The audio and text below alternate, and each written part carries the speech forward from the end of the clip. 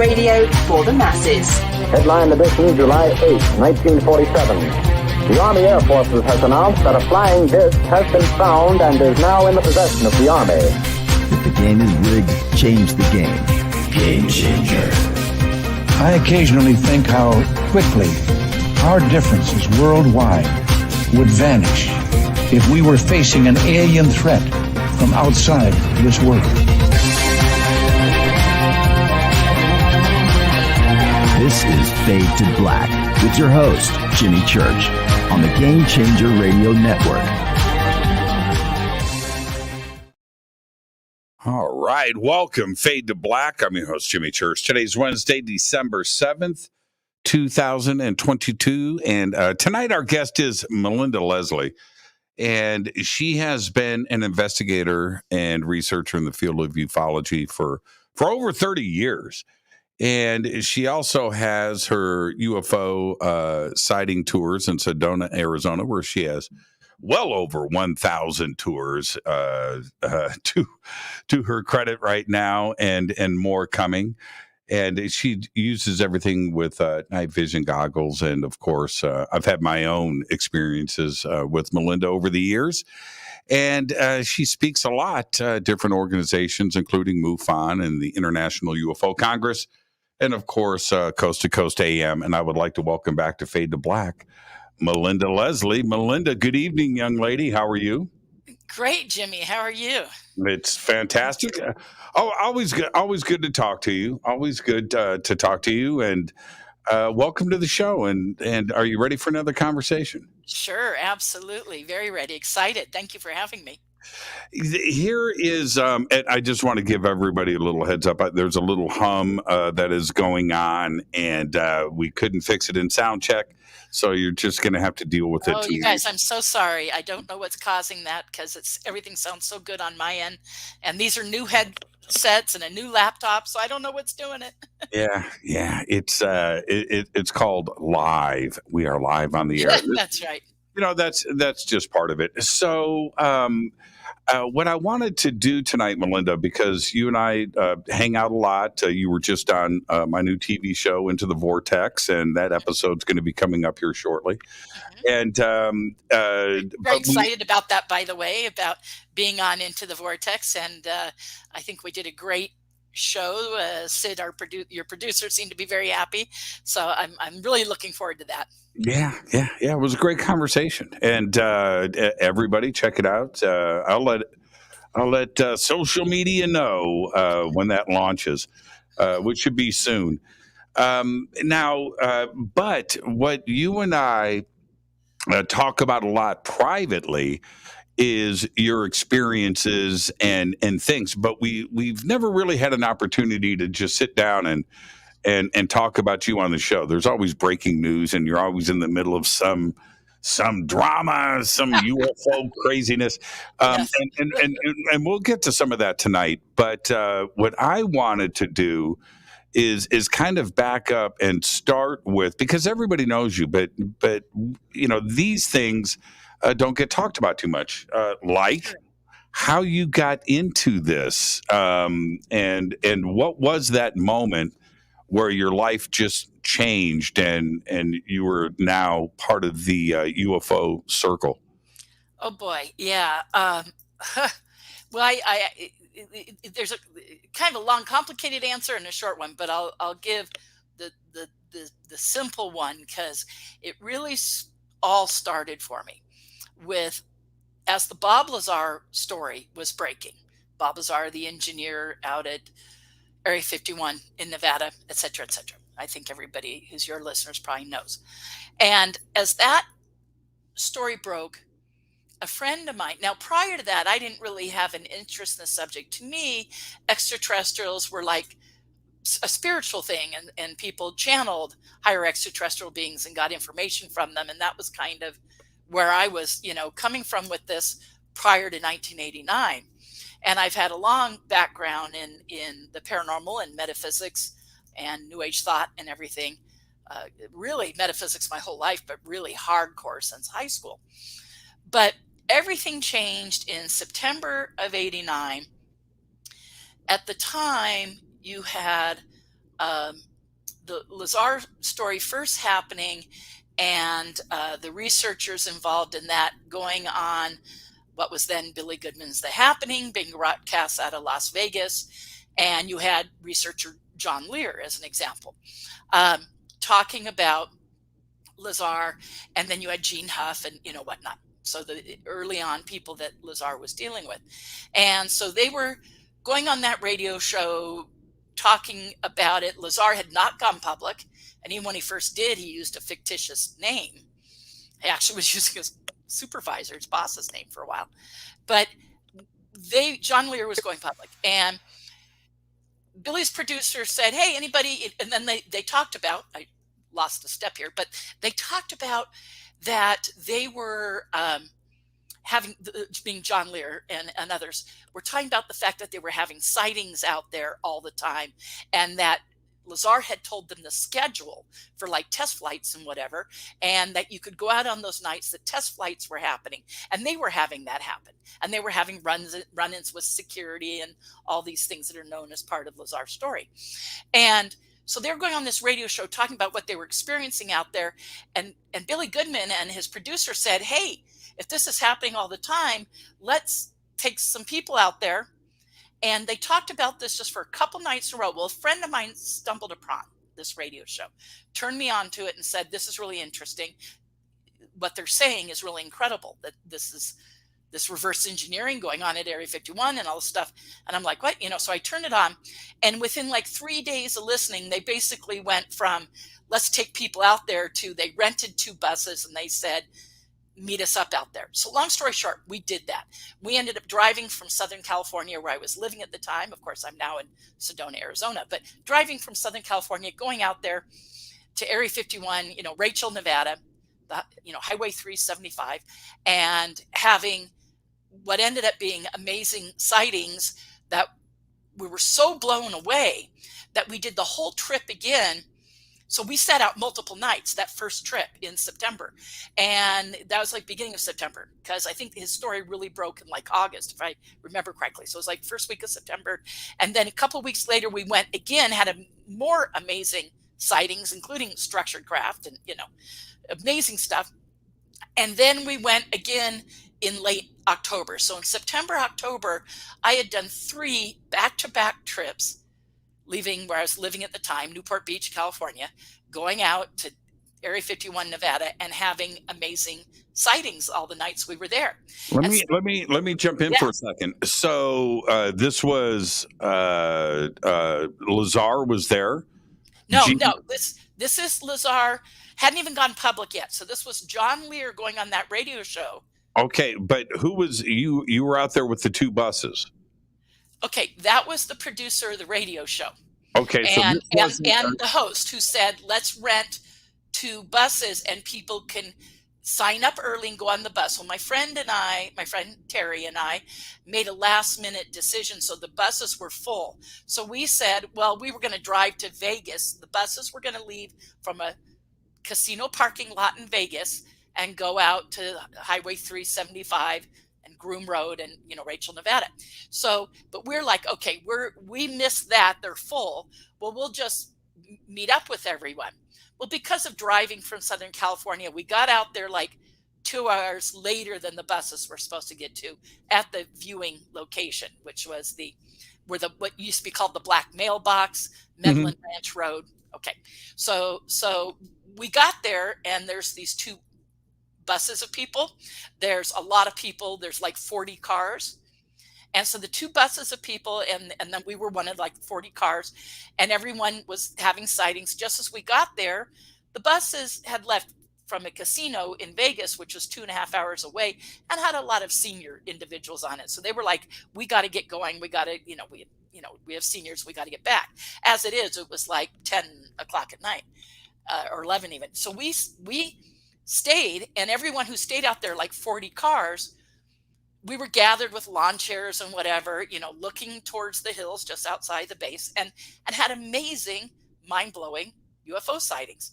And it was so mind-blowing, we went out again, did the whole trip 2 weeks later, and then a month after that, so again, September, October, and had all these sightings. Well, Jimmy, something about having those sightings was like inserting a key and turning it, because I started to have memories come forward, and that was the beginning of what started my whole looking into my abductions, alien abduction experiences.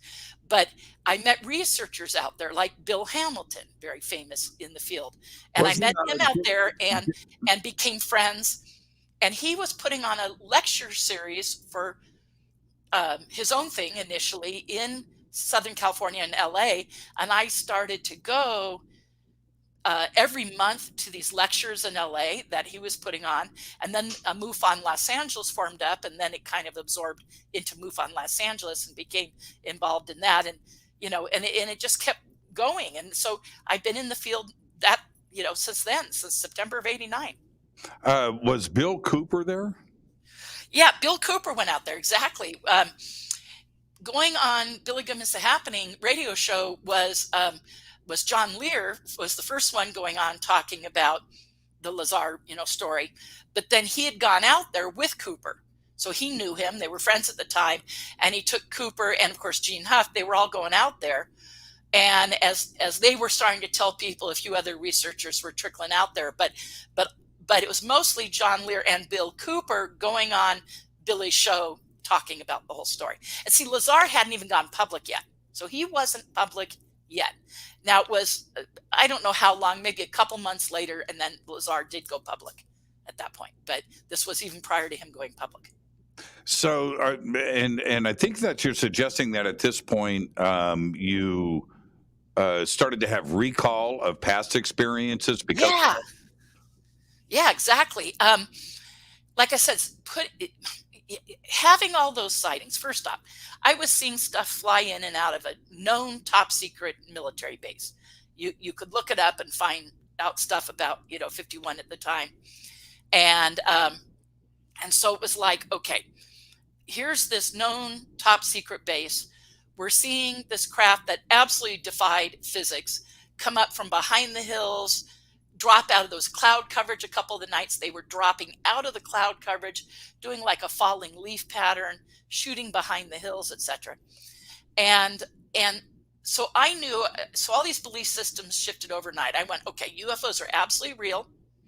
The government absolutely knows and is lying about it. Like they know, because they were not only coming in out of the military base. A couple of the nights we had the local sheriff out there. 2 sheriff vehicles were next to us. And we were talking to them and we're like, you guys see this often? They're like, yeah, every night. So we're like, okay, the sheriff's is seeing this every night. There's white Bronco security, Wackenhut security vehicles going past us, checking us out, going around us, going past us. There was the sheriff. Like I said, there were black helicopters up in the air, unmarked helicopters circling. So you go, okay, and the craft were in the air at the same time all this was going on. So you go, okay, obviously the government knows these are flying in and out of a top secret base. And you guys, it wasn't mistaken U.S. aircraft, if anyone's thinking about it. This was absolutely defying physics, and we were seeing discs and stuff. This was crazy, crazy stuff. And I mean, just really crazy. And the way it was flying, and it would shoot off and stop and shoot off and stop. It was remarkable. And it just blew my mind. So what you were just saying there, Jimmy, is it like I said, it was inserting a key and turning it, because I had memories come forward of childhood, teenage, and young adult abductions at first. And then soon after that, and I mean like within a month, I had an experience that a roommate of mine witnessed. And the roommate told me all about what they witnessed. And so at that point, I'm like, okay, it's not just remembering past experiences. It's now gone into new, current experiences in late '89. How many, I'm just going to go with a direct question here. How many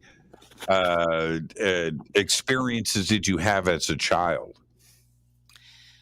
Oh, goodness. I don't know that I've ever had an exact count, but I can give you, would you like a couple of examples real quick? Well, yes, I would, Melinda, but what I'm asking is, as you're, when you're going through this kind of thing in memory recall, you must have gone, wow, and started to think about it. There's experiences here. Yes, yeah. Well, I can give you a couple examples of like the first things that came up. Okay. Okay.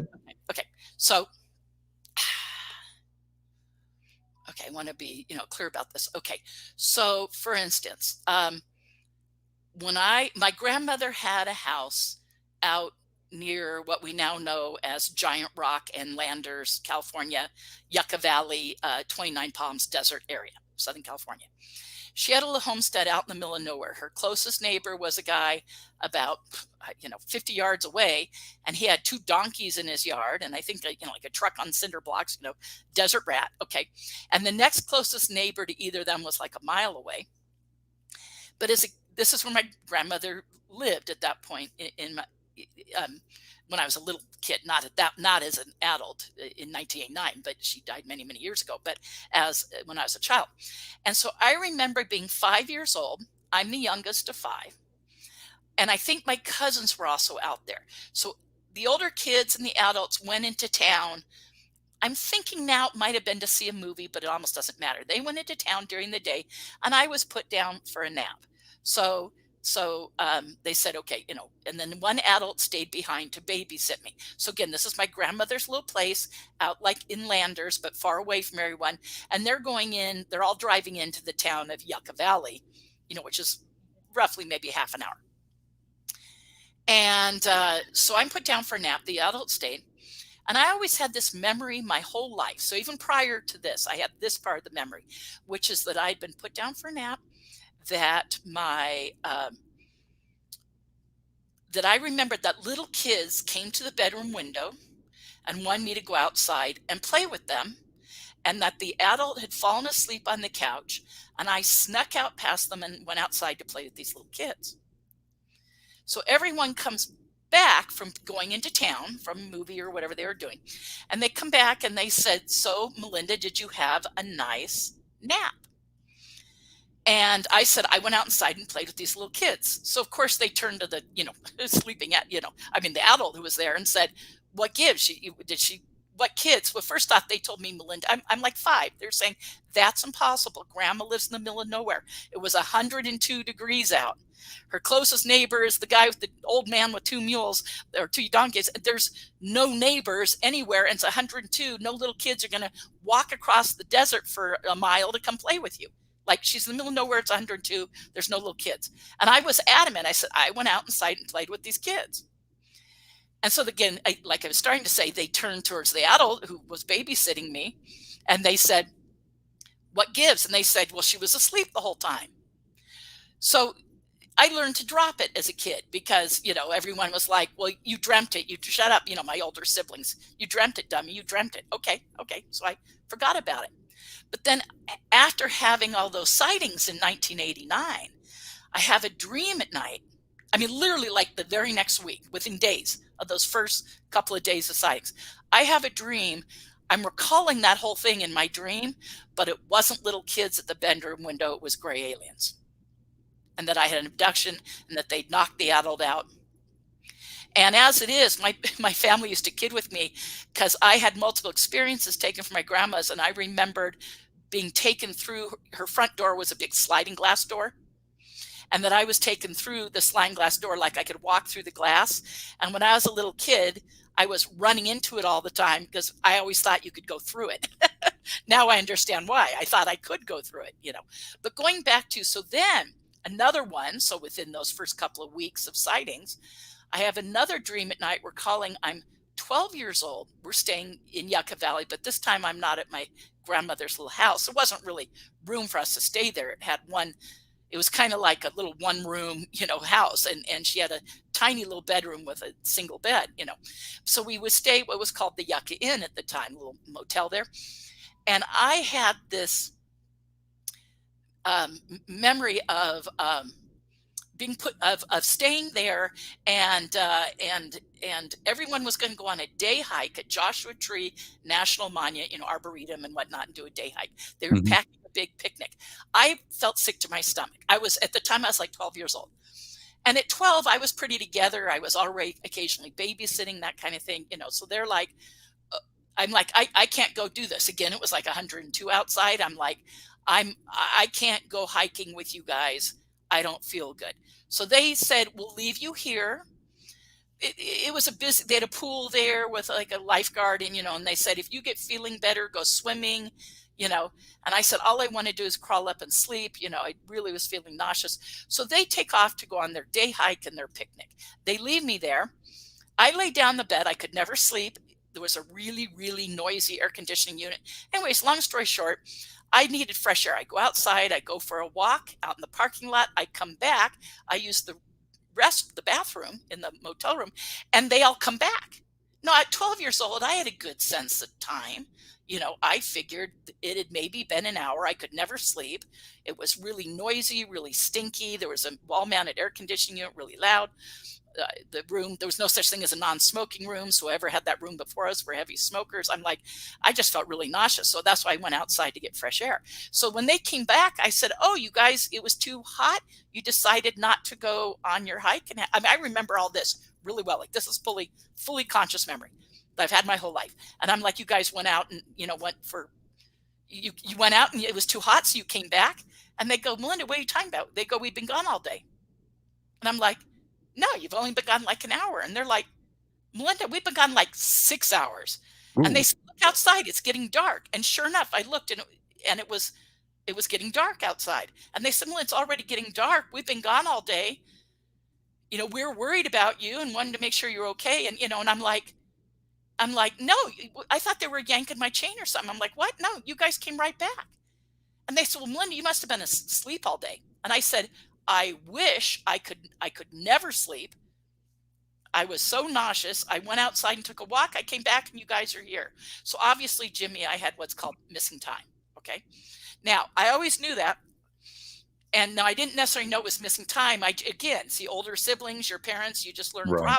They're like, you dummy, you slept all day. And I'm like, there's no way I slept, and they're like, you must have slept. So I'm like, okay. Whatever, drop it. 12 years old. You don't need your older siblings to bag it on you, Okay, so all of a sudden, again, after having all those sightings, I have a dream at night. We're calling that. When I walked outside, I walked out into the desert. Now there's some houses behind there. But back then, there wasn't. I've done the research and double checked.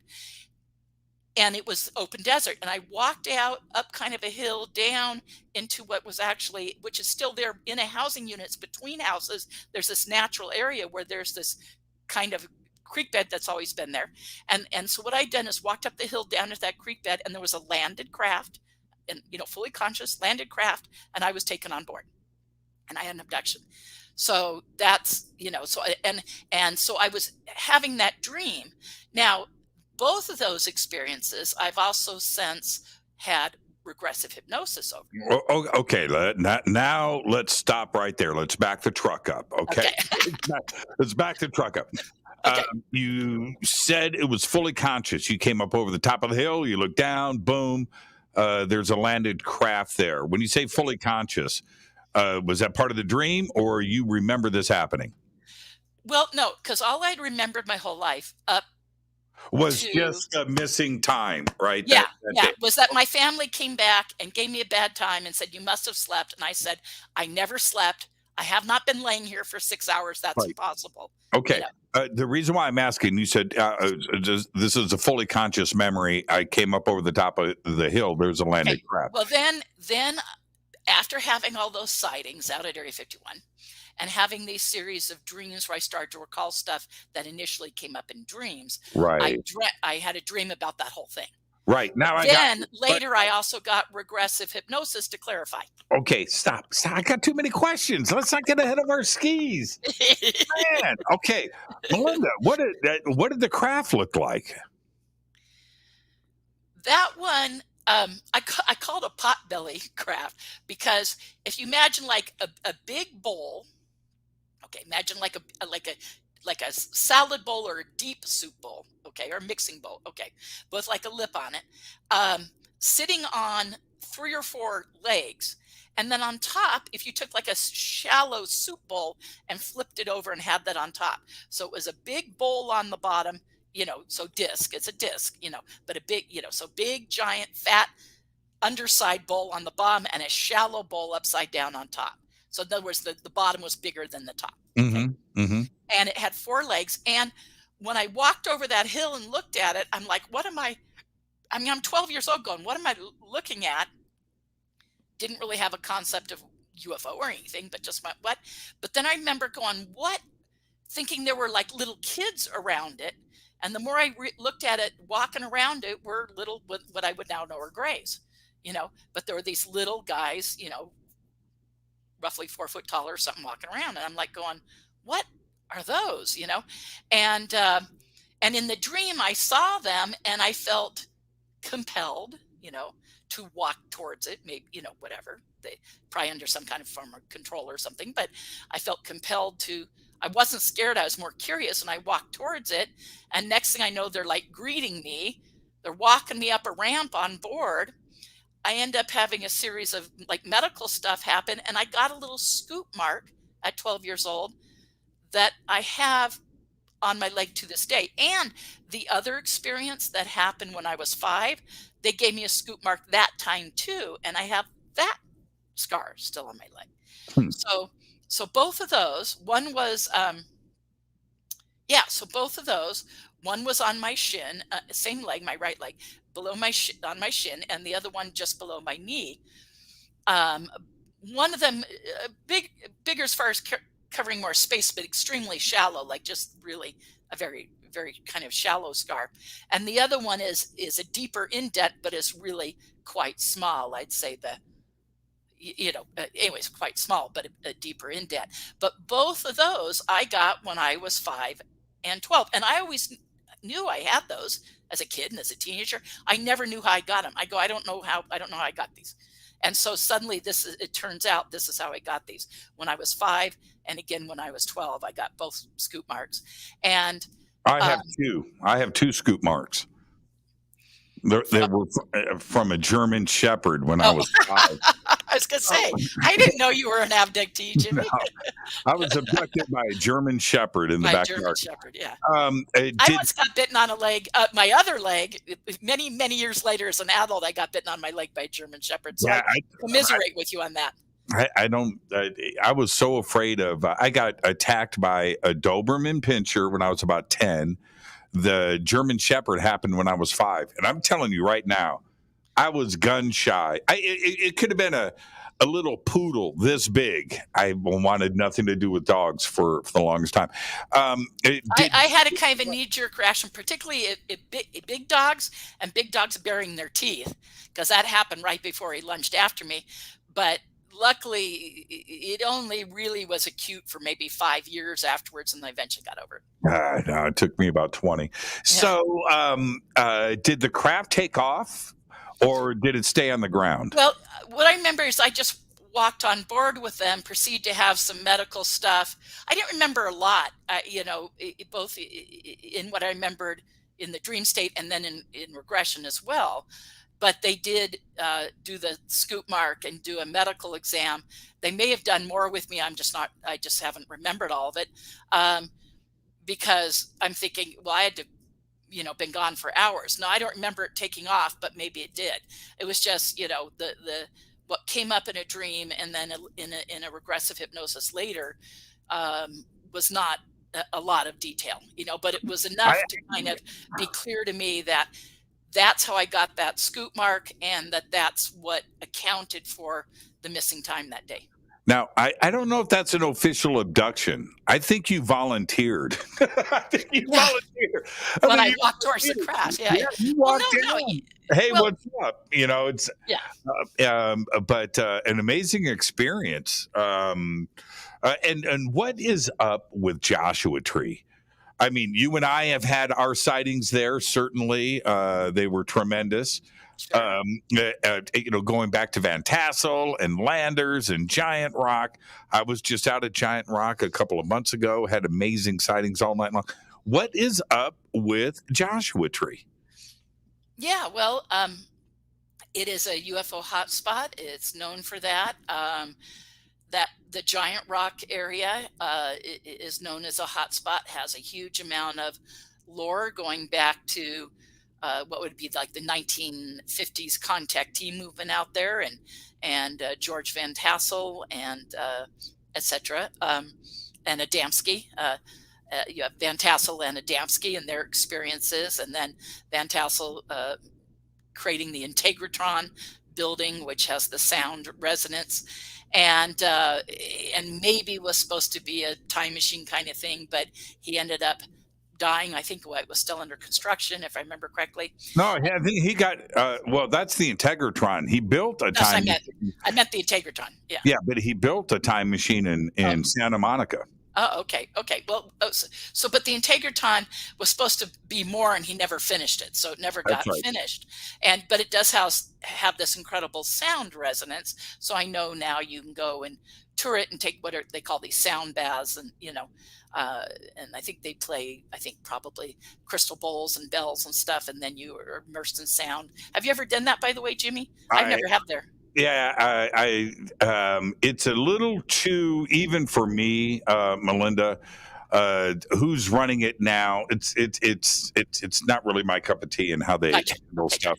I've never done it either, but I know lots of people that have. So, and they said it was a pretty cool, experience. But I've certainly been there and around the outside of the building, and then out to Giant Rock itself many times. But it's well known in the lore, And the other thing that helped me, I'm just going to show everybody really quick. Yeah. This is Giant Rock, and it's what's funny? You can never take a picture of Giant Rock that shows you how big this thing is. Right? It's 7-8 stories tall. It takes like 5 minutes to walk around the bottom of it. It is just huge. It's huge. That's me and Billy Carson out there last month, and that little black area right there, Melinda didn't mention this, but right there, that is where George Van Tassel lived. There's an entrance there. It's been blown up by the Park Service, and it's filled in, but he had a full-on apartment there. Yeah, and I had been to that when he had that, and he had a little separate library thing too. As a kid, I remember when we'd go out to my grandmother's and we'd go out there, and there was an airport there. Yep, it's still there. Part of the lore. There's no building now, but there's a slab, and then and if you know where to look, you can see remnants of the old runway.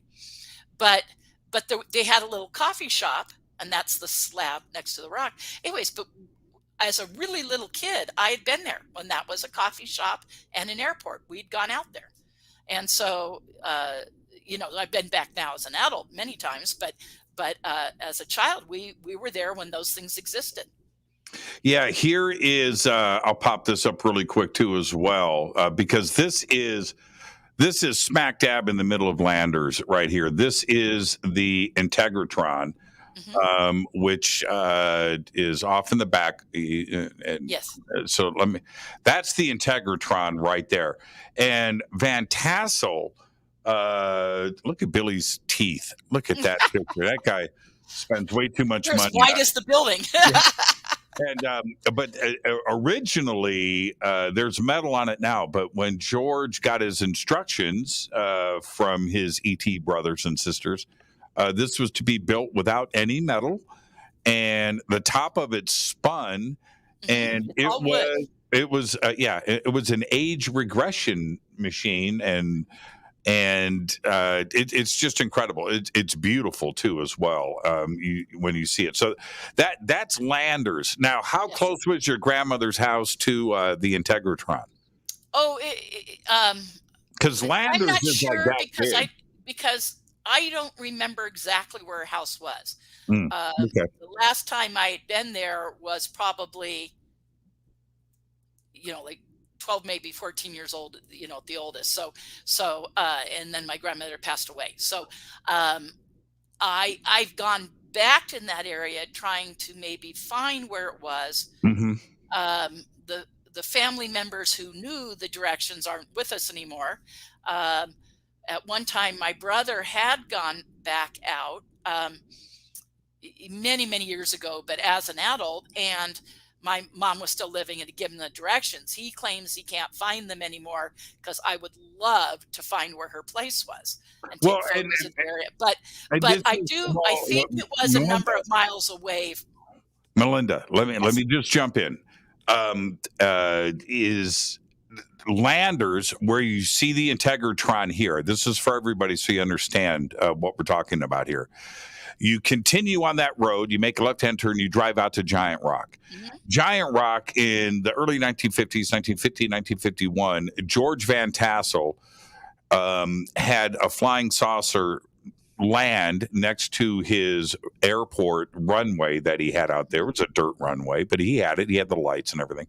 And so he made contact and got aboard this craft and flew around. This was one of the first, after Roswell and the other things that were going on, this was one of the first experiences like this that went public. And that happened right there. And so when I say what's up with landers, and Giant Rock and you and your experiences, this is a very small area out the middle of the desert. It is. And for me to find out in 89, I'd had those abductions at my grandmother's place initially. And some, I was living in Palos Verdes, California. I had some from there as well. But it was those initial memories out there. And then years later to learn about Giant Rock and the Integratron and everything, and knowing that, now like I do, but years later. So it's just curious to me, like, wow, here I was having those experiences there.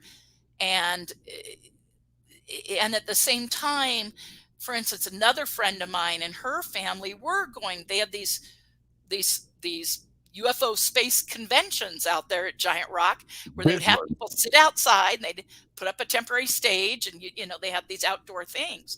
And a friend of mine who lives here in town, is Jimmy. It's someone you know, but anyway, so she would go out there with her family, and like those things were going on at the same time, or roughly, but the same years I was having those experiences at my grandmother's place, not far from there. And so my early abductions are in that way anyways, directly related to that lore of that area.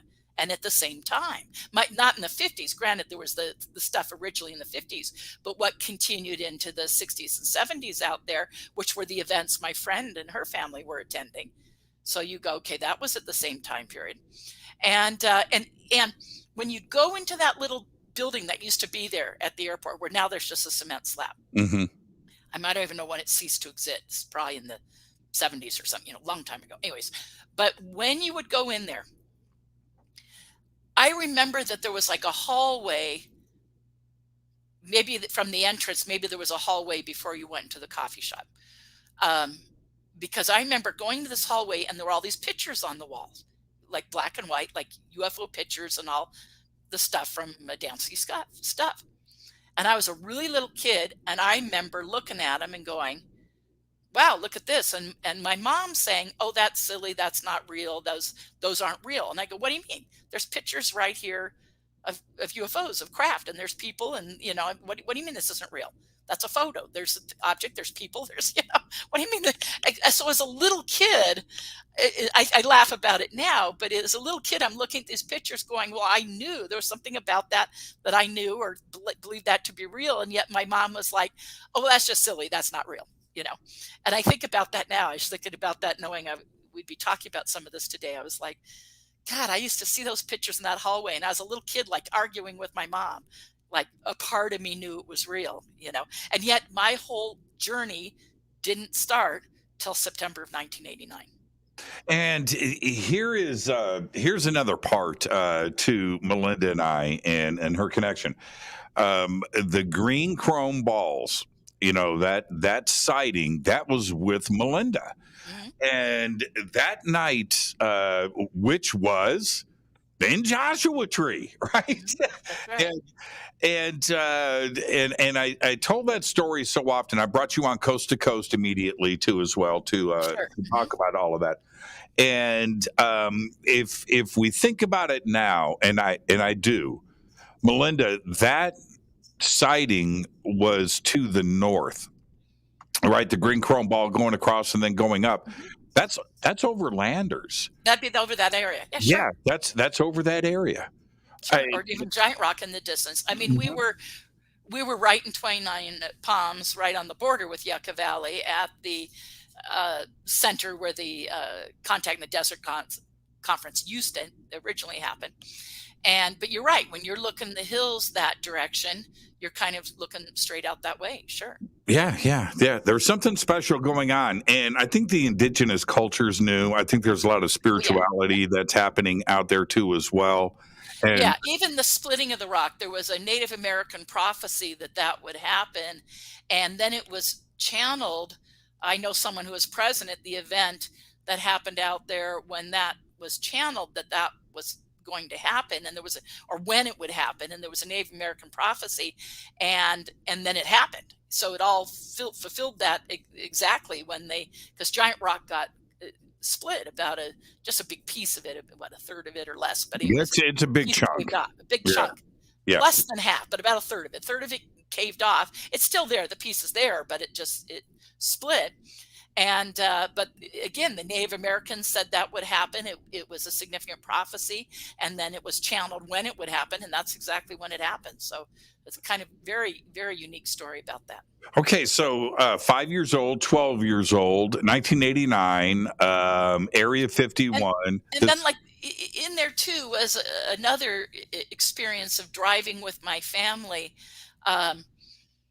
having a significant period of missing time, being my dad and my older two sisters, I'm the youngest of five, were going to come out to my grandmother's later. Like, my dad had to work, my sisters had stuff going on, but my mom and my brother, my sister Nancy, and me, so three of us and my mom, were going to go out early, and we were supposed to be there at least 2 or 3 hours ahead of my dad and my older sisters. And we drove out there, and we drove during the afternoon, but we ran out of gas, and night befell us. It was like right at dusk. We ran out of gas, and my mom knew that we were very close. We were right outside of Yucca Valley, right outside of town. And so she sent my brother, who was the oldest of us three. And I'm thinking at that time, because this is when my brother was, I think, about 12, and I was probably 8, let's say. Okay. So, and then my sister would be right between us in age. And so she sent my brother out. She said, I know we're only like less than a mile from the gas station. Walk over there, it's early in the evening, they'll be open. Walk there and tell them what happened, and that we're out of gas. Okay. And then semi-trucks kept passing us. Eventually a semi-truck saw us, apparently passed us, saw my brother, picked him up, took him to the gas station. I mean, this was the 70s, folks, early, stuff like that really did happen. Yeah. I mean, even now that could happen, being that close and sending out the brother. Okay, but so the guy in the truck picked him up, took him to the gas station, got a can of gas, came back, and this truck pulls up behind us. My mom's nervous for a brief second, and out jumps my brother and the driver, and and he says, is this yours? Pointing at my brother. Okay, anyway, so he puts the gas in the car, and so that none of that took that long. Again, a sense of time. Yeah, it had gotten dark, but we figured it's like, maybe an hour total from when we sat there for a while, and then my mom eventually sent my brother, and then the guy gets him, and so it all, again, like less than an hour. We get out to my grandmother's. We get to her house. My dad and my sisters are already there, which makes no sense. And the sheriff's there. I think 2 sheriffs, I remember correctly. And my dad is really furious. Where have you been? What's happened? And she said, we ran out of gas. But this argument happened like, well, what took you all night? And she's like, what? It can only be an hour later. And then thinking, well, you guys must have left earlier than you said you were going to. He said, no, just the opposite. We left later. So how did he get there before us? And I remember all this arguing, and then the sheriff, and what had happened is it had been many hours. Again, it's like midnight. Okay. Wow. We had missing time. Get this. When we didn't show up, they got panicked. They called the sheriff. Sheriffs drove up and down that section of highway. It's a little 2-lane road going into town at that time. Still From, is. from what would have been a little freeway, Yes. going into Yucca Valley. And the sheriff went up and down that road looking for because we had a big station wagon that I was in with my mom. They didn't even see the car. They were shining searchlights in the ditches thinking we had gotten in an accident or something and we're down in one of the ditches on the side, And so they were looking every place to see if they could find our car, and they drove up and down. And she said, we were in the car on the side of the road. And this is the sheriff saying, we looked for you. Your car was never there. On the section of road just outside of town where you say you were, we looked there, we drove up and down, and we never saw your car. So not only did we have significant missing time that my dad and the sisters who should have gotten out there 3 hours later than us got out there before us. Right. But on top of it, we show up at like midnight. The sheriff's sitting there, or after 11 anyways. I remember them saying it's midnight or almost midnight or something like that. And this whole thing about we looked for you. We didn't even see your car. Now, your said, mom, Melinda? I can't hear you, Jimmy. Okay, Melinda. Jimmy, I can't hear you. Okay, I can hear you just fine. So I don't know what the issue is. Okay, so... Jimmy, I can't hear you. Okay, Melinda, I know. It's something on your end. It's not over here. Oh, no. Okay, what do we do? Melinda? Jimmy, I can't hear you. Okay, Melinda, it's you. I haven't touched anything. Jimmy, I can't hear you. I know. I can't hear you. Okay. All right. Let's take a break then. Let's go ahead and take a break, and we'll be right back. And maybe we can get Melinda to fix her situation. This is Fade to Black. See, the hum just went away. More with Melinda right after this. This is Jimmy Church of Fade to Black. Please visit all of our sponsors. We're taking a quick break here. All of the links are below. We'll be right back. Check out Billy Carson's Forbidden Knowledge. ForbiddenKnowledge.com or ForbiddenKnowledge.tv, where you can get access to over 6,000 videos, movies, TV series, exclusive documentaries like the Black Knight Satellite. You can do it all for just $7.77 per month or $77 per year after the 3-day trial, which is also totally free to check out. It's all simple to do. Billy Carson is the best. It's simple. ForbiddenKnowledge.com or ForbiddenKnowledge.tv. That's the number 4BK. I will be hosting and emceeing the Conscious Life Expo this February 10th through the 13th at the LAX Hilton right here in Los Angeles, California. 200 speakers, including Linda Moulton Howe, Bashar, Deborah King, George Norrie, Daniel Sheehan, Scott Walter Johnstone, and David Wolf. Over 200 vendors, special events. This is the biggest event of its kind on planet Earth. You've got to come and hang out with all of us. Tickets and info at ConsciousLifeExpo.com. The links are below. On Saturday, April 1st, that's right, April Fool's Day 2023, I will be hosting the Parapod Festival at the Hyatt Regency right here in Valencia, California. It's a live one-day podcast awards. It's a film festival. It's a full-on media event. We're going to have sky watching. There's going to be a Lifetime Achievement Award presented to Linda Moulton Howe. Right now, you can submit your podcast, your film, your TV series, any of your paranormal media for consideration. You can do all of that on the links below. For info and tickets, go to parapodfilmfest.com. That's parapodfilmfest.com. April 7th through the 14th, 2023, I'll be hosting and presenting on the Hidden Secrets Seminar at Sea Cruise. From Los Angeles to the Mexican Riviera on the Navigator of the Seas. That's right, up top, a giant water slide. You've got to check out the Navigator of the Seas. It's amazing. We've got Scott Walter, Adam Apollo, Nick Pope, Brad Olson, Vivian Chauvet, Jason Shurka, Robert Grant, Ruben Langdon, and another 12 amazing speakers and presenters. It's all simple to do. Just visit divinetravels.com/Hidden Secrets 2023. You know you want to go on a cruise with me. River Moon Coffee, makers of the Fade to Black blend. Truly the best coffee on planet Earth. Just visit rivermoonwellness.com or their Amazon store. It's all simple to do. You can check out the Fade to Black blend, the Game Changer blend, or any of their Black Moon Wellness products. It's the only coffee I drink. It is the best, and it's Doc. Again, rivermoonwellness.com. All right. Welcome back. Fade to Black. I am your host, Jimmy Church. It looks like, Melinda, give me the thumbs up. Do we have thumbs up here? Are we thumbs up? Yeah, we are. All right. Okay. So. Oh, gosh, but I can't hear you. Oh, no. Oh, what is going on? I can't hear. Okay. Jim, I can't hear you. I don't know what to do. I don't know what to do, everybody. Melinda, you need to give me the thumbs up. She gave me thumbs up, and then it went away.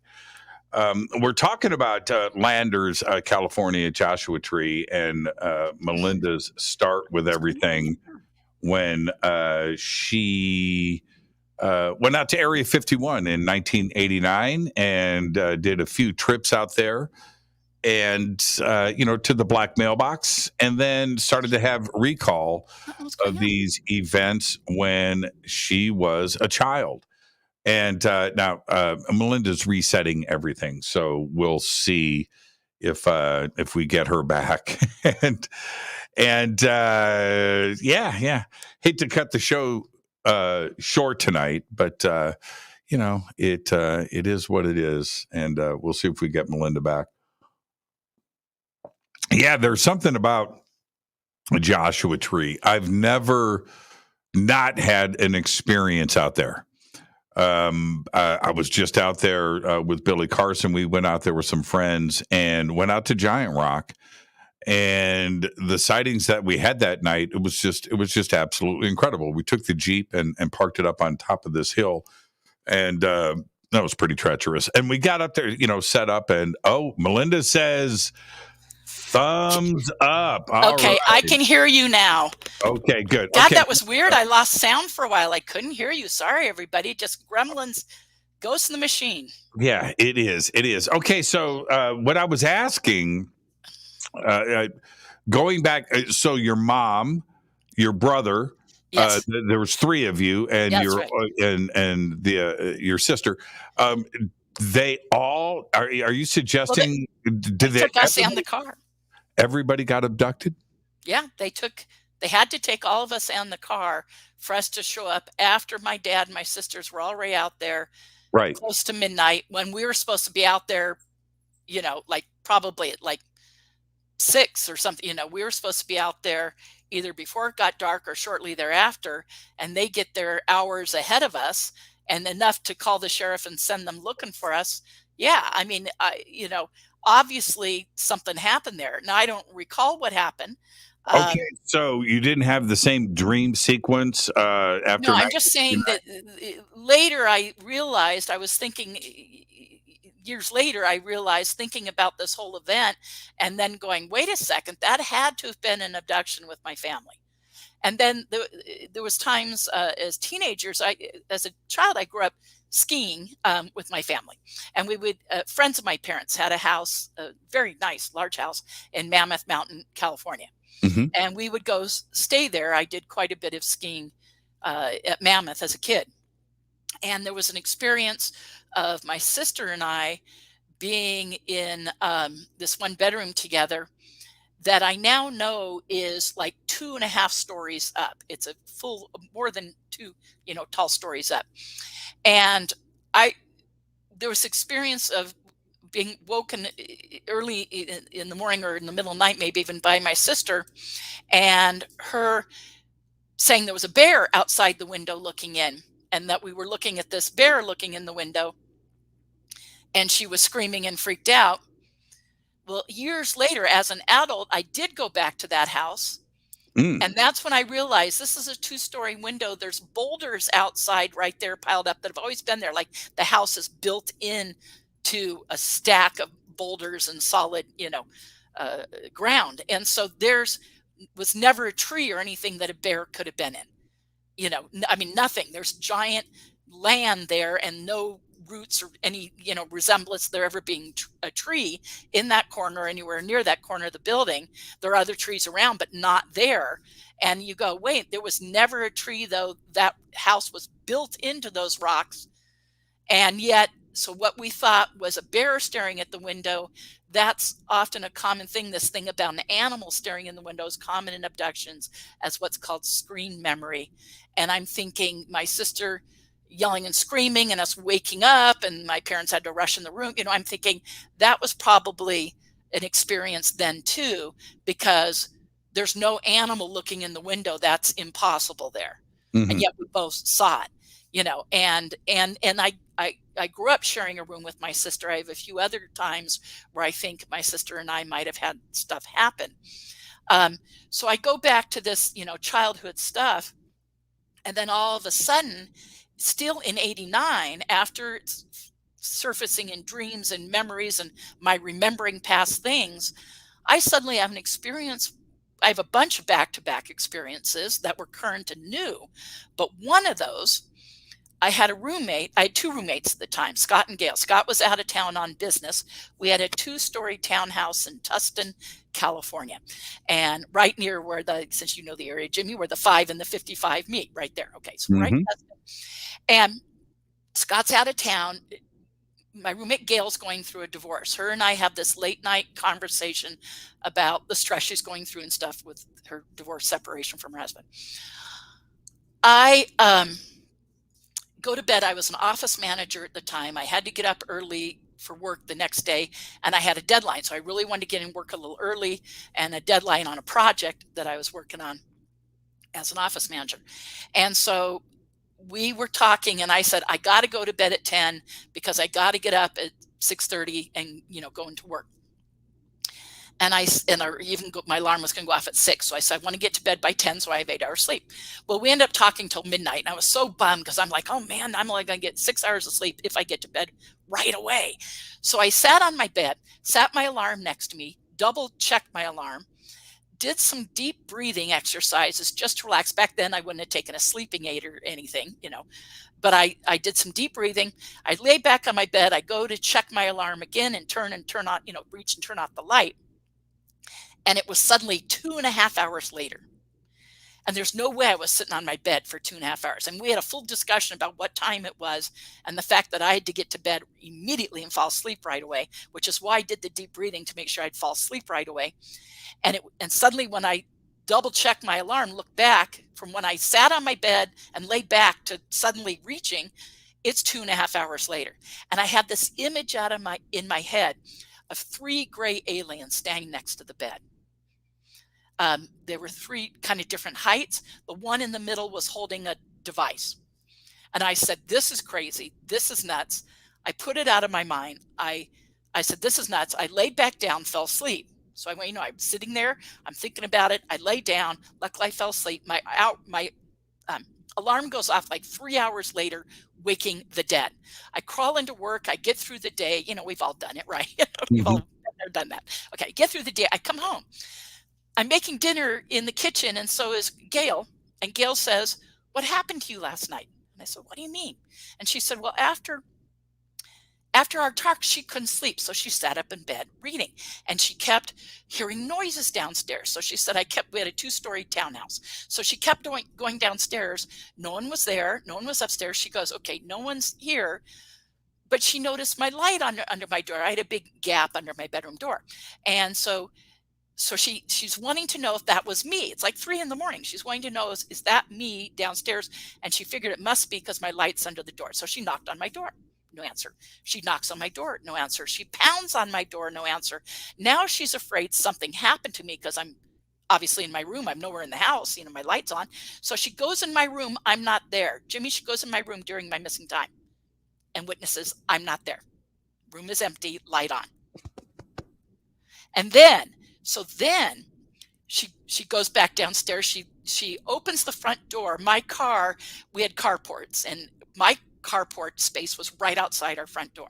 She said, Melinda, your car was right there. You hadn't driven anywhere. She's looking around outside, inside. I'm nowhere to be found anywhere at 3 in the morning. She's like, what the hell happened?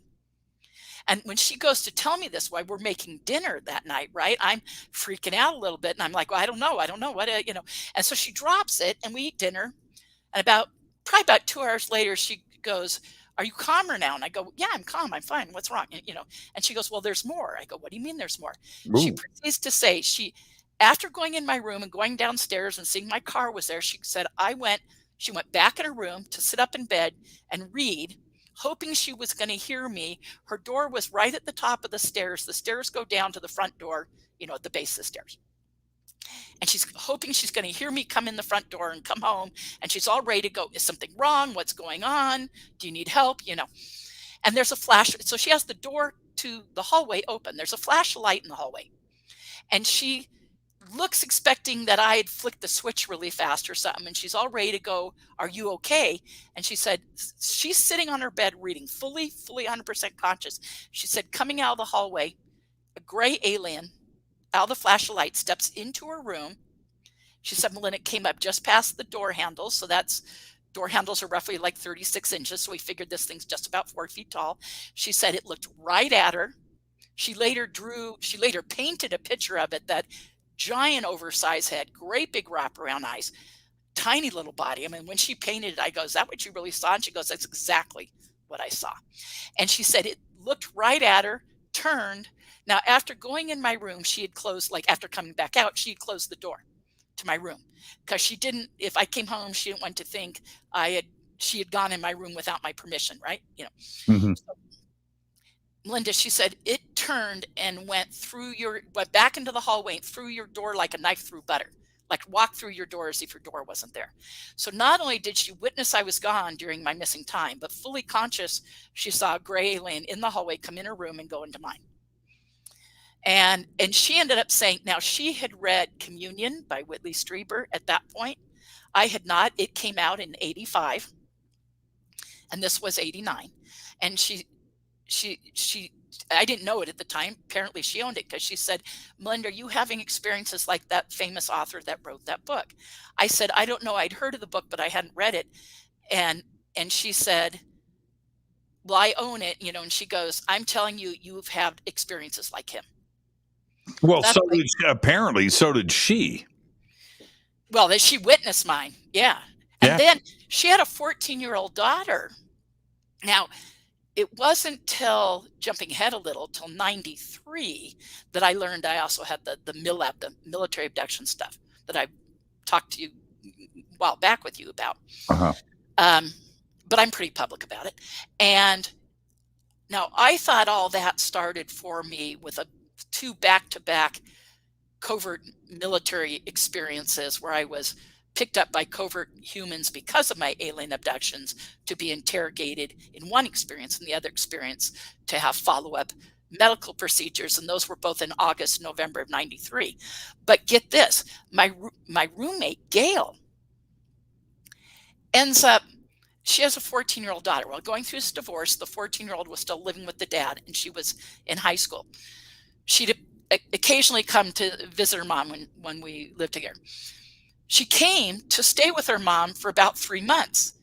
And my understanding, it was during, the summer break. She was going to go back to school, and that she left because she had to go back to school and missing her dad. And that's why she left. Years later, I run into Gail. We connect up again. We hadn't spoken in years. So now we're talking like late 90s. And she says, why do you think Angie left? And I said, well, she had to go back to school and she's missing her dad. And she said, not exactly. She said, when Angie came to live there, I was having so many experiences, alien abduction and the covert human guys. She said, Angie and I kept witnessing stuff happening to you. And on more than one occasion, they were awoken by, she said they could, because my bedroom was just on the other side of the wall, and these were thin walls, cheap townhouse. And she said, we heard military men in your room giving you like orders and talking to you as if military, and you were crying and pleading, no, no, no. And she said this happened more than once, but between your ET and your covert experiences, it was so freaking out Angie that Angie left but didn't go live with her dad. It turns out part of what was causing the divorce is the dad, long story short, was abusing Angie. And I'm like, oh no, she didn't go back to that, you know. She said, no, Angie went and lived with my sister. So poor Angie's getting abused by her dad, comes to stay with her mom because that's getting worse. Comes to stay with her mom, is so freaked out by witnessing my abductions that she goes and lives with her aunt. And I was like, oh, and I didn't know this till years later. And I said, why didn't you tell me then? Why didn't you say anything? And she said, Melinda, you were so freaked out by what you were going through back then. We thought it would be too much for you. Let's go back to 1989 in the townhouse, right? When Gail had seen dude, yeah, right? Yeah. But you were also, was that before or after Area 51? Oh, this was all after. This was You said late 89. And I'll tell you, I'm a little unclear. Not that it really matters whether this was like November, December 89 or possibly January, February of 90. It was right in there. So I'm a little bit like uncertain if it was right before or right after Christmas, but it was right in that time period. I mean, like right there. Right. And and I want to back up and make one comment about Billy Goodman. I don't want that to get away from me. Sure. About that time, which was 89, 90, I was living in Hollywood at the time. And I had a friend come in from Vegas with cassette tapes of Billy Goodman's show. He goes, dude, you got to listen to this. And so over that year, I ended up getting a few cassettes. And you know how it was, right? The radio's on and you pop in a cassette and you're recording stuff all night, whether it's music or a talk show or whatever. And so I had hours and hours and hours of Billy Goodman. And there was something inside of me. And I thought that show was really good. I really liked Billy Goodman a lot. This is before, they were incredible shows. They really were. Yeah. Way before Art Bell. Oh, they used to fight. Oh man. Yeah. It was you remember Bill Cooper and Oh yeah. Ooh, man, it was Cooper on and John Lear on and and like Area 51 callers before Art did, that kind of stuff. It was crazy stuff. Yeah, it was years before Art. I want to say, was it Kevin Randall and Bill Cooper fighting? I can't remember, but it was just a really, really good show. And at that time, as Bob Lazar is coming out, right? And it was Dennis and then, Bob Lazar. Dennis, that 1989, 1990 period was a pretty exciting time in ufology. Things really blew up really fast. Absolutely. Yeah, no, it was very exciting. A lot of, and I was new to it, but the show, and then when I started to go to Bill Hamilton's lecture things he was doing, and then another person that took those over named Penny Harper that was putting on these monthly lectures in LA and having just top people in the field. And then it was actually Penny at one point who said, will you lecture for me? So that was the first time I ever lectured or spoke about my experiences. Well, first she had 2 panels she had me on that were abductee panels. And then that grew into her saying, hey, I think you could give a whole talk. And then Timothy Beckley, there's a name, attended. And Timothy Beckley was putting on a conference and he heard me be on her panels and give a lecture. And Tim Beckley said, I should have you speak at my conference. That was an interesting presentation you gave. So then that was the first time I spoke at a UFO conference, was when Tim Beckley heard me and had me. So that was the beginning of my being out there as a public. And it wasn't, you guys, I want people to know, I never said I'm going to be a public abductee. In that time period, I was working with Dr. Deborah Troncalli, who was a therapist that Bill Hamilton knew of and sent me to, long story short, and as well as a few other people. And Bud Hopkins was working with her. They were close associates. She was kind of trained to work with abductees. She was a full-fledged psychotherapist, PhD psychologist, doctor, but also had been trained in regressive hypnosis, had taken formal training, but then how to work specifically with abductees with Bud. And so I met Bud through her and everything. And, so I had, and then Dave Jacobs, I ended up being on a TV show right after that. Someone who heard me speak for Tim Beckley at one of his conferences said, come to our TV show. And it was a panel of abductees. I think it was Montel Williams, actually. Not him, but someone who worked for him. But I did that, and it led from one thing to another. But it wasn't like, oh, I'm going to go public as an abductee. It was Bud Hopkins and Dr. Deborah Troncalli and Dave Jacobs. I met him doing that first show, that these people were encouraging me, look, you're willing to speak. You can speak for so many abductees that either can't speak or aren't willing to. And you're pretty clear about your experiences, so they were greatly encouraging me. And then when it came to the MILAB stuff, the MIL for military, AB for abduction, the covert stuff, then it was Dr. Deborah Troncalli. I mean, not Dr. Deborah Troncalli, Carla Turner. It was Carla Turner who said, you got to speak up and be public about this, and encouraged me to talk. So it wasn't like I ever made decision, oh, I'm going to go public. I just kept I took each thing as it came up. As I was asked to do an interview, or I was asked to speak or be a panel, I took it, but I had these, pretty serious players really encouraging me, to do it. So that led to my, here I am today with you. Well, and it's funny that you bring up Tim Beckley, because Tim and I talked for a number of years, and I never had him on the show. It was like this weird thing. It was like, okay, we'll do it next week. We'll do it next week. And you just never know. He passed away last year. Yes. I know. I had not talked to him in many, many years, but once upon a time, he was a dear friend and a huge catalyst to my being public, for sure. And real cool guy. I ever spoke, real cool guy. And he was a good guy and so knowledgeable about this subject. I mean, he was a character. He was funny, but mm-hmm. he was extremely knowledgeable about the subject, and he used to put on some really good, early conferences. Yeah, he did. And Carla Turner was somebody else that passed away, and I never got a chance to interview her. Carla she was amazing. She was like that tall, right? She was petite, yeah. Yeah, she was very petite. Well, but she was a good friend and very supportive and very encouraging me to pursue that research, to pursue that research, and then, and very encouraging to do so. Well, I used to watch all of her presentations. I mean, MUFON and in the International Symposium and everything. And I would watch Carla. She was so well spoken, right? Mm-hmm. Very, very intimidating mind on her. All right. Oh, yeah. She was very, very smart. Oh, yeah. But when she would walk up to the podium, put her hands on it. Yeah. I'd have to lower the mic. And, they did all of that stuff with her. She was amazing. Yeah.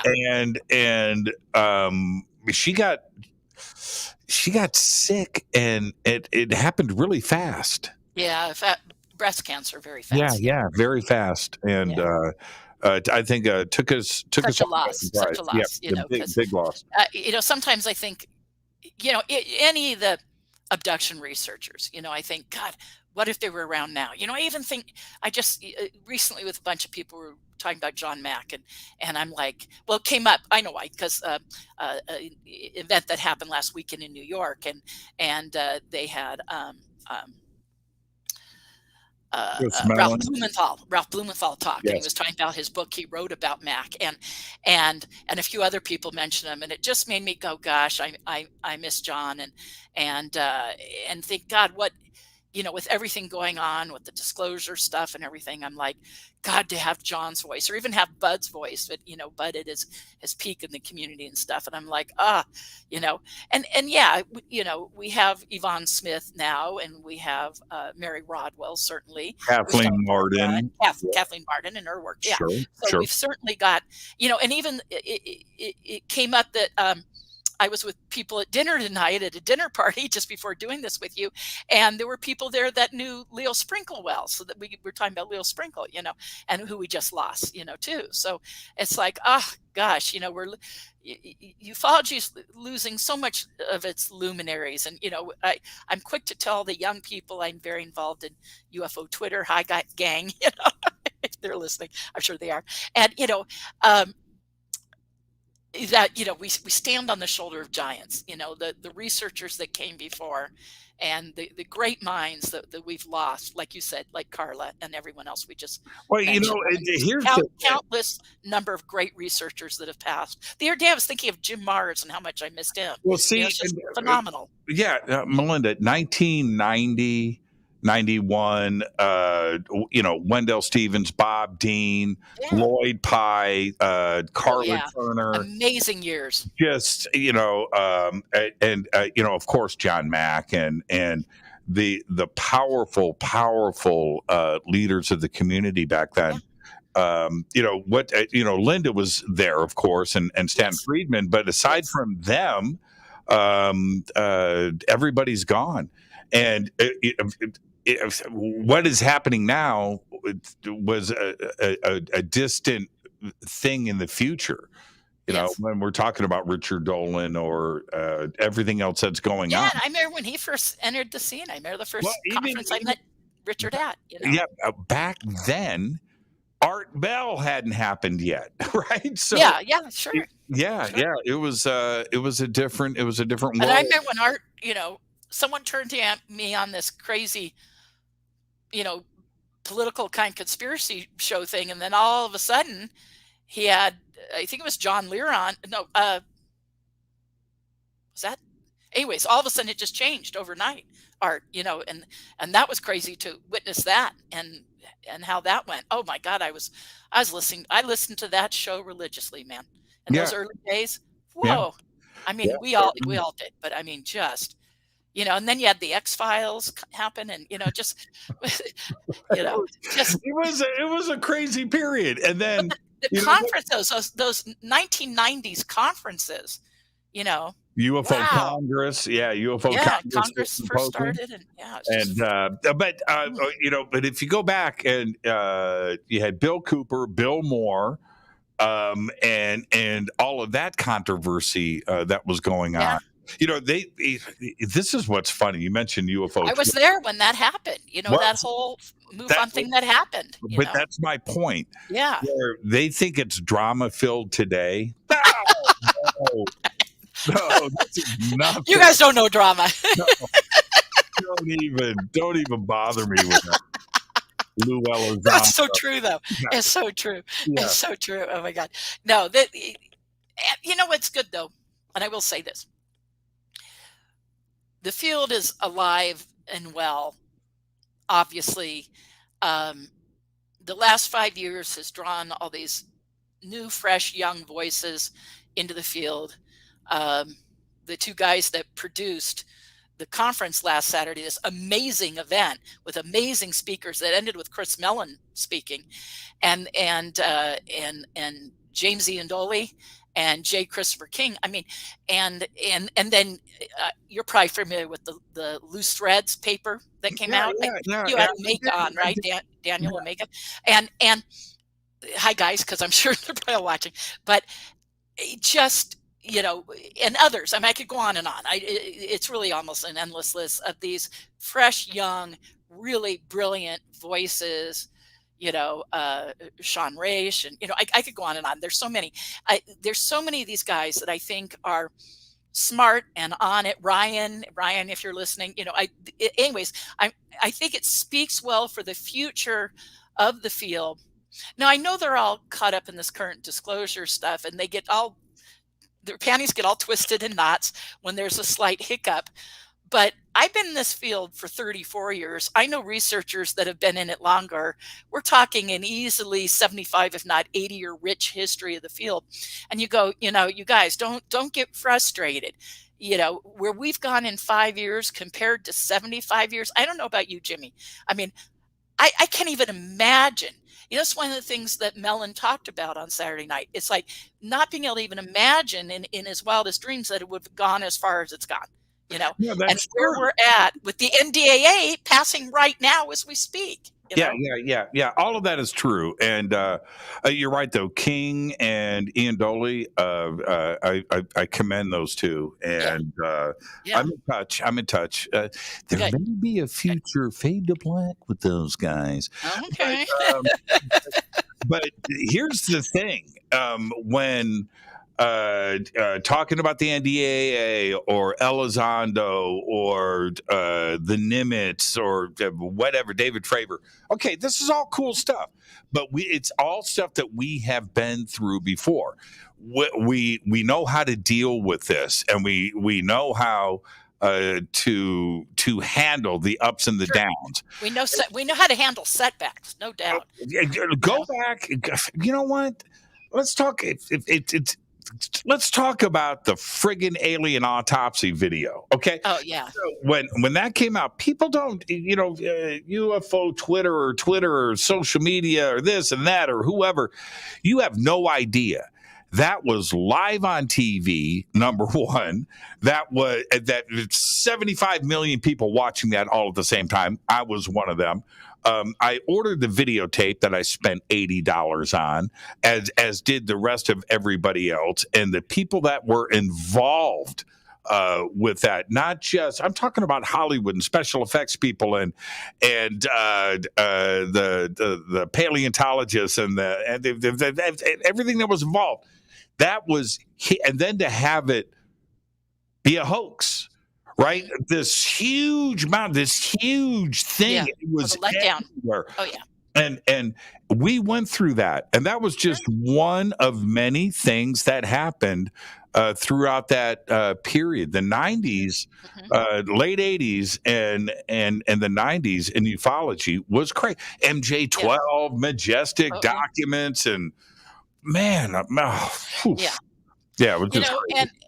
And so I tell you, have patience, but with what's happened in the Senate and Congress and the NDAA now, and what I think next year is going to be really exciting, because all these things, this new department replacing the current task force will go into effect, and what it says in the NDAA that they're supposed to accomplish. I mean, it's mind blowing. And if anyone listening doesn't know what I'm talking about, you guys look this stuff up.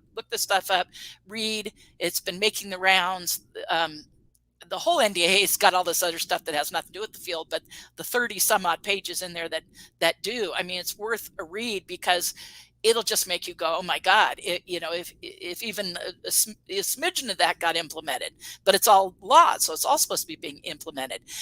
And now we're hearing from Chris, we just heard Saturday night, we are getting a report, and he expects very much for us to have it before Christmas. It's sitting on the desk of the ODNI, the Avril Haines, is that her name? Yeah, on her desk, and is according to him, according to Chris Mellon, and so it's sitting there, and it's supposed to now go to the different committees. I have some notes about it from listening to Chris, but it's supposed to go to the different committees, and it may have done that by now. He was hoping that we would have heard something from the people in the committees that at least he's talking to, because he was interviewed at this event by Leslie Kane. And so, he was saying in the interview with Leslie that Chris Mellon was saying, I expect that, I was hoping that we'd have some answer or something about this prior to my even being here. But he says, I know it's on her desk, and we're supposed to hear something any minute. And he sounded extremely encouraging. So regardless, even if it got held up till after the holidays, because it's the holidays, we're getting a report. It is happening. It's everything we're hearing through the various grapevines, and certainly what Chris said, suggests that it will be meatier than the one last June, which still had some key nuggets in. I mean, I know we were all let down. See, again, that we're talking about things that let us down. It was great. I thought it was great. Yeah, I did too, because loved it. Maybe because also, Jimmy, you and I have been through this, like you were just saying, these periods of being let down in the history of this. So to have something like that even happen, to have hearings even happen, was huge. I mean, I think back to 20 years ago in the field, and we would have been doing cartwheels in the aisles about any of these things happening. And so the younger people in the field that are newer to it, I think, have been spoiled, by the abundance of riches of so much that has happened. And yet, in the 75-year history of the field, man, it's revolutionary, and it's not going away. It's toothpaste out of tube completely. It's not going away. Yeah, we can have minor setbacks, but that doesn't mean everything's stopping. It's just little slowdowns. But you guys, where we've even gone in 5 years is just hard to even fathom. The last time that happened, Melinda, if we go back to, it's 25 years ago, so I don't remember the exact dates, but like 97, 96, 97, when we got the Roswell case closed report, and the General Accounting Office got involved, and we had the congressman out of New Mexico involved. And so when all of that was kicking off, and that was the last like official thing that went down, and that was debunking Roswell, right? Yes. And so from then until last August 2021, that UFO report, that's all we've gotten. Yeah, I can't think of anything else. The Nimitz videos don't count. That's not what I'm talking. I'm talking about a report, an actual drafted government document. And so, it was a big deal, and it was and a public hearing. And which, you know what, as bad as that was, I thought it was great too as well. So, well, to me, that the the reading of Wilson Davis in the public record was worth the price of admission right there, man. I thought that was a big deal. And so you can say, on one hand, there's certain arguments about the June report and the hearing being nothing burgers, sure, but there's also stuff that did happen, and it's when you look at its historic perspective, that's my emphasis here. That's the significance.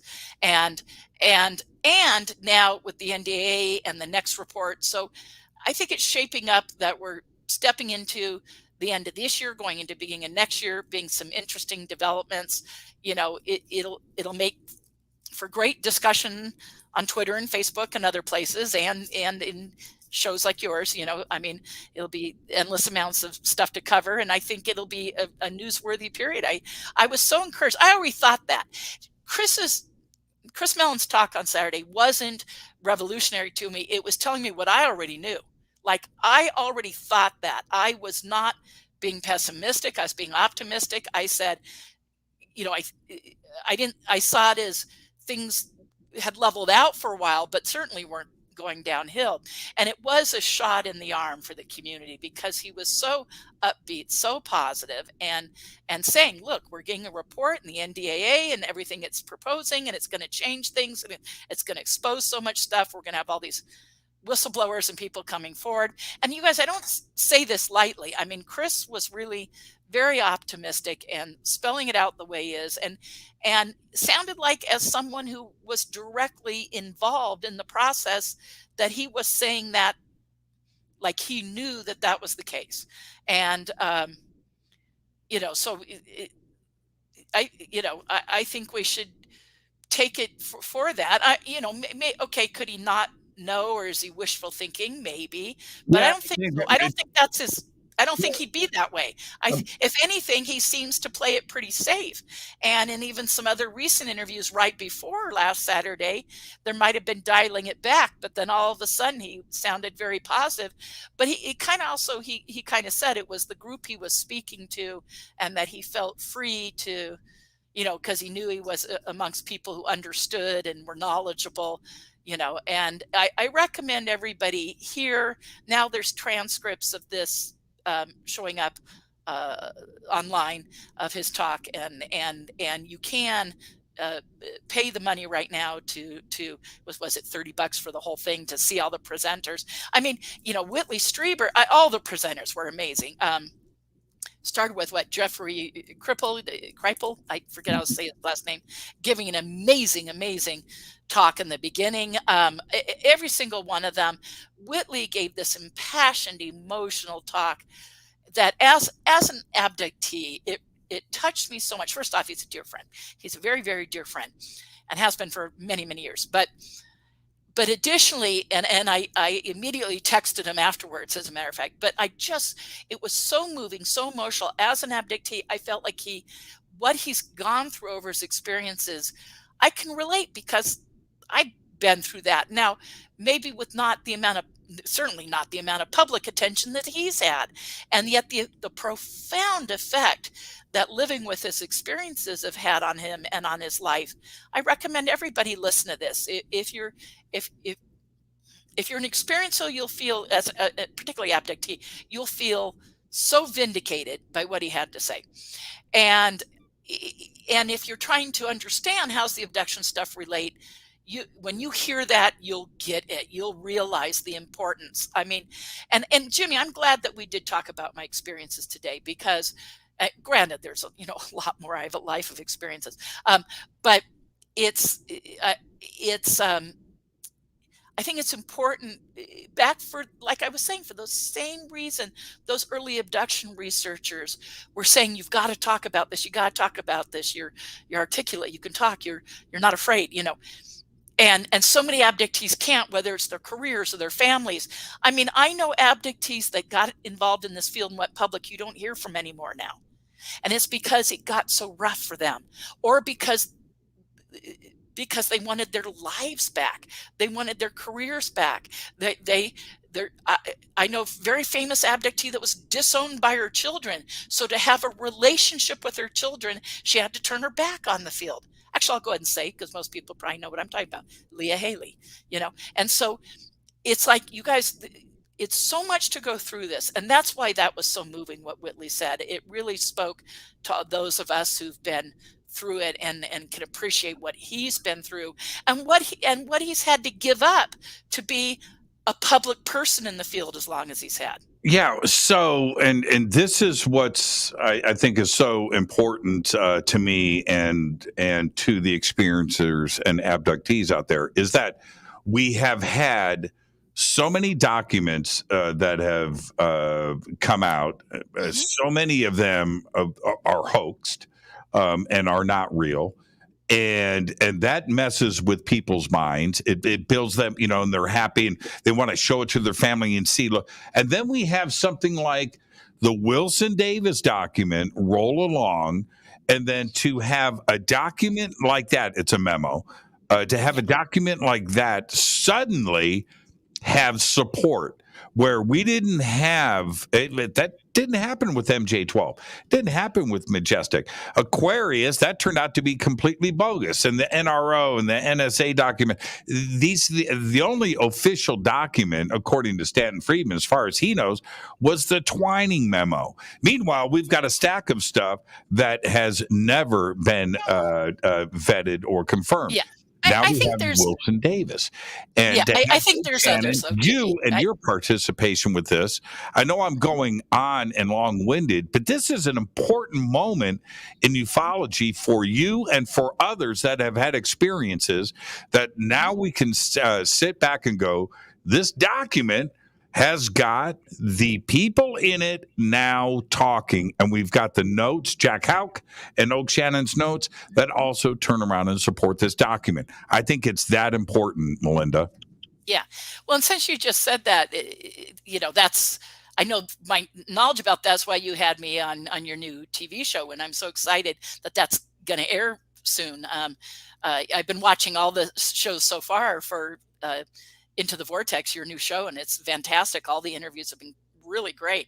And I look so forward to when mine does air. I'm sure you guys will clue me in when that's going to happen, but it's, any day now or any week now. But that's because we were talking about that and the significance that has, and how then with Oak Shannon coming out and then Grant saying, okay, I don't need to sit on this. He'd made a promise to Eric Davis to sit on the Shannon notes. And then based upon when Shannon's dead, you can put it out. Well, once Shannon went public, Grant Cameron was like, oh, I can share this now. So he brought it out. And then I called up Grant and said, hey, you brought out the Shannon notes, the Jack Houck's notes from that original working group meeting at BDM Corporation, back up Shannon's notes, like they're together, they're just additional evidence. And Grant said, yeah, absolutely. Now, truth is, I had actually put mine out, and a researcher online, Keith Basterfield, who puts out a bunch of great documents, had released them for me once before. But that was kind of very low key. So it was a matter of re-releasing them to back up again that Grant was coming forth the Shannon notes. And I mean, my God, those Shannon notes have been this incredible wealth of information. Well, how did it make you feel personally, though? And for all of the vindicated. Yeah. I mean, I've been researching the working group. I've been in the field for 34 years. I easily 28, if not 30. 30 of those years, I've been researching that. And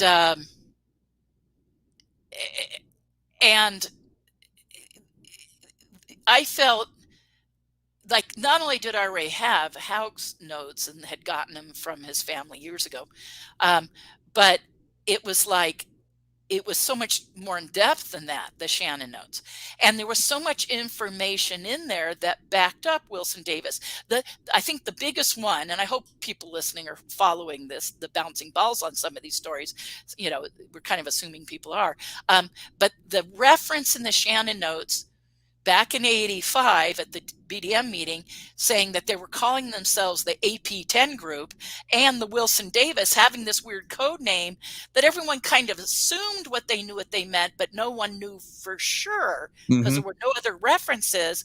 Here, Grant, who'd been sitting on this thing, comes out with it, had not read it. So and there it is. That was in there. And there's the AP-10 reference. Right. I mean, it's like, fits like a glove, backs up the reality of some of the multiple things. Not only do you have Shannon himself saying, what Admiral Wilson says I said in those discussions with him, those discussions happened, and I said those things, But on top of that, that reference to AP-10, and then in the Shannon notes from 85 is the same name.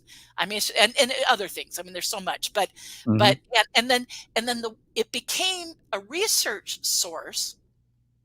Such a huge story that a couple researchers dived in and decided to go deeper, and you end up with Omega Point and Hermetic Penetrator.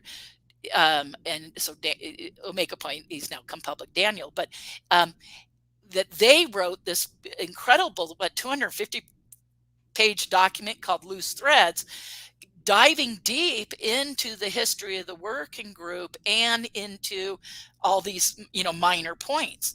And I recommend everyone is a serious researcher in the field needs to read Loose Threads. It's a mess. I mean, who feels as strongly as I do about it, Jimmy, is Richard. You've had him on talking about it. Yeah, and I think that the biggest point, the biggest takeaway for me with all of that is I look at things with squinty eyes, Melinda. I'm just like, I trust nothing. I've been through this. I remember reading all of the Open Minds website from 1995 that came out of Las Vegas. That was the most insane website about ufology ever. And going through and connecting the dots and unconnecting dots so many times in my life that even with the Wilson Davis document, when it came out, I thought that it was too good to be true. I did. Yeah. I thought it's too perfect to have that for me to go emotionally from that mindset to, I mean, joy. I mean, real joy. I am happy. I am happy for the community. I'm happy for those people that have been ridiculed and made fun of by families and employers and friends and everything else. So this document is going to change things. I think it's that big of a deal. And when Richard said, document of the century, you know what? I don't think he's wrong now. And he took a lot of heat for going out front and getting ahead of his skis like he did, but he knew things that none of us did at the time. And he knew important. He knew it was important for the same reason I did. Well, actually, he knew because he had been told something about it years ago, a brief bit, anyways, and had seen it, and then so it came out, he recognized for what it was, and he knew the source that he got it from gave it tremendous credibility. Long story short there. But I knew, for the same reason I should say Grant Cameron did, when we first saw it, it was seeing the Oak Shannon name, knowing that meant that was working group, because that was one of the original working group members. And so not only did we know that that's, therefore this was NIDS, it was working group, we knew that it was in with NIDS documents in the possession of Dr. Edgar Mitchell, so we knew that history, and I knew the gentleman who originally got them, so I knew the full background of how they came up and how they were received and how it changed hands. But so all that together, and as Richard learned, that is why some of us were so certain from the beginning that this was legitimate, because it all made sense. It was a perfect chain of custody, and we know how it came out, and we knew what some of the things in there. And now with the Shannon notes, that like icing on the cake, that puts it to bed. I mean, it's like to have the AP10 reference in there and other things in there mentioned that these meeting notes from 85 from the Advanced Theoretical Physics Working Group meeting at BDM ends up being referenced in there to the, and so directly, and thus backing up, that Shannon and that link. And so it's like, it's so complicated and so layered, and going back to 1985 to the current, to that meeting with Erica Davis and Admiral Wilson in a car. And what was the year of that? 2000? What do you remember? 2001, 2002. Yeah, and for me, and so there's this seamless connection through the years here. Yeah, for me, I keep going back to, I think it's page 13. And the conversation between Admiral Wilson and the three dudes from Lockheed, the project manager, the lawyer, and the head of security. And when they go, okay, you know what? It's aliens, dude. It's aliens. All right. It's aliens. And we have a ship and we think it can fly. And you read how that conversation went down, and that Admiral Wilson said that the three of them, it got heated and they're fighting back and forth. And then they go, dude, you can cry about this all you want. We don't give a shit. And you can yell, you can scream. We don't care. As a matter of fact, just fly back to Washington and start crying. It doesn't matter to us. We're way above your pay grade.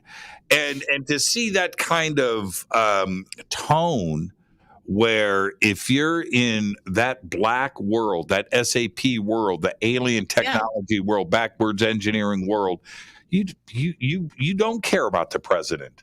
You don't care about J2. You don't care about the Joint Chiefs. You're in a whole nother level of secrecy. And it was like they were willing to bite the hand that fed them, because he said, no, look, whether you guys get funding is under my, my jurisdiction. It's like, it's like your programs don't get government and don't get military funding, your black ops, unless it goes through my department, and yet they said, no, you don't have a need to know, and so of course he's upset. And then he goes back to his SAP guys that originally made, the connection for him. And apparently he sat on because he was threatened with, you won't move up in rank, you won't achieve the head of Joint Chiefs of Staff, and so it's like he sat on it for a couple of years, But and he had his also, conversations with Oak no, when years before. he went back to Washington D.C., Melinda, Yeah. and started raising, and they said, Yeah. no, you need to, no, whatever. And he was shocked, and he had said, and this is why it goes back to the Oak Shannon notes, though. Yeah. He had said that he finally realized that there was a level of secrecy above where he thought he was, which was at the tippy top. And there was a level of secrecy above that. And if you go back to the Oak Shannon notes and Jack Houck and those notes where they said, president, no, doesn't, no, not on the list. And what did Admiral Wilson say about the bigot list? No politicians. Yeah. No politicians on there. No military people on there. Yeah. And that and the two of them, Oak Shannon's notes, Jack Houck's notes, and Admiral Wilson's conversation with Eric Davis all support this mindset of secrecy. Yeah. See, and that's what makes, and you and I and Richard, apparently we're in agreement here. This document is important for these reasons. It speaks to, yes, there's a reverse engineering program. There's technology in the hands of private companies, and that was retrieved from crash retrieval. So, it's all this together, that there's working groups, managing this. And then it also gets into,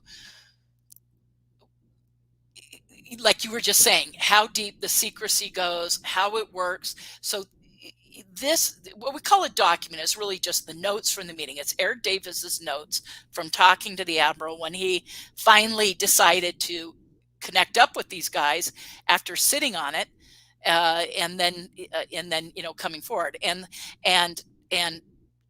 reporting back to the folks from NIDS, and obviously them putting him together with Eric because of Shannon's recommendation. So he meets with Eric, but the whole point is it speaks, like we were just saying, it tells what the cover up is about. It's about the technology, the development, the reverse engineering. It's about these programs. It's about the money and the total embarrassment here, because the government lost, if this is true, it means the government lost control of this subject because it went into corporate hands. And what we're finding now with the NDAA and what's going to happen moving forward, what we're going to have happen moving forward is it's the Senate and Congress who are going to start figuring this out, that the government lost control, and the DOD has egg on their face because they let it happen through the SAPs. They fed this stuff to corporate entities and they lost control of it, and they have egg on the face. And of course, complicit in that from day one, because they've really always known the truth, you have a combination of the Air Force and NASA, And so the Air Force is stalling on this because they're going to have to answer to the fact that they screwed this up. The Air Force is going to have to answer to that. They're going to have to realize, that they've known all along, and that the government lost control of this. And I hope that the Senate and Congress, I think I said this when we taped the show. I think I said this with you. I hope they have, I'll say it here, the balls. I don't know if I said that then, but the balls to pursue this and take it as far as it needs to go, to realize this has gone into corporate hands and someone's got to answer to that. Because, this knowledge, everyone out there knows this, this knowledge and extraterrestrial presence, the technology and how it could benefit mankind is something for all of us. Okay. It's not, it should not be a corporate secret. It should not be a DOD secret, and it shouldn't be a government secret. It's for all of us. We all can benefit from the knowledge, and the development, and do things that help our society be better. Certainly the environment, free energy, all that stuff, combined with the knowledge that we are not alone. And in that knowledge we're not alone is how these ETs function, which is a matter, and their craft function as a matter of consciousness. Well, but here's the problem. Congress and Capitol Hill in general, they don't know what questions to ask because they don't know what is going on. And once that money leaves Congress and goes out into these SAPs, that's the lot. They don't know. They don't know about a backwards engineering program. They don't know what's going on out of life. They because of that. And will they ever find out? No. They may with this whistleblower protection stuff, Jimmy. Yeah, but that's pilots and things and stuff. No, maybe more than that. They're asking in the NDAA, when you read it, they want guys involved in the reverse engineering. There is nobody from the bigot list that is going to be willing to come out and speak about this. They have nothing to gain.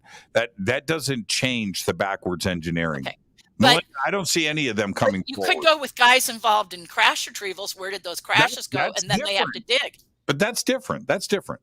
But that's where you dig. Where did the crashes go when they're retrieved? And then we're talking, it's going to be a huge investigation. And that's why I said, I hope Senate and the Congress has the cojones to go where it needs to go, to ask the next tough question, to if they start to get whiff, and they have apparently in closed door sessions about crash retrievals, and if they have, Eric Davis and Admiral Wilson testify, even if it's closed door, if they pursue this, they can find out the right questions to look where they need to and dig deeper and uncover this. That's one thing, it's one thing Chris Mellon said on Saturday. He said built into this is I forget the wording, but he said built into this is the wherewithal and the way for them to learn what the Air Force really knows and what they've sat on. Like they've purposefully built that into the NDAA that will, if they pursue that, it pries that open. And he actually said that. Yeah, and I agree. And those that type of whistleblower testimony, if that happens, awesome. But I'm going on the record here. I'm going to say two things. One, Christopher Mellon doesn't know dick, number one, about the alien. He's pursuing it, but does he know? No, he doesn't. You know why I can say that? Because we know his name. Yes. Anybody that knows the real stuff that has gone and touched an alien craft, backwards engineering, anybody that has seen an alien body we will never know their name. Number one, name. Sure. No, we won't. I'm telling you, and they will never go. Well, we already have people. You go to the late Clifford Stone, and his testimony and others. They're not all, we've had a few people already out there talking. No. That is not what I'm talking about. Okay. I'm talking about employees of Lockheed or SAP that have been around the alien. No, we'll never know. Okay, well, the point I was just making, though, is if guys like a Clifford Stone and others who unfortunately passed away, but in the reverse engineering program, or even David Adair called in or whatever, I'm just throwing out examples. If you get folks like this willing to come forward, given some support to do so, where they feel safer and there's legal wherewithal and steps they can do to come forward. Hopefully this will help pry some of the, but it'll cause the Senate and the Congress and those involved to know where to look deeper and ask. This is my opinion. Okay. And I know I'm right, but this is my opinion, Melinda. That whistleblower protection is going to be there for pilots, for members of the military that have witnessed stuff, that have maybe written up reports, and that section of things.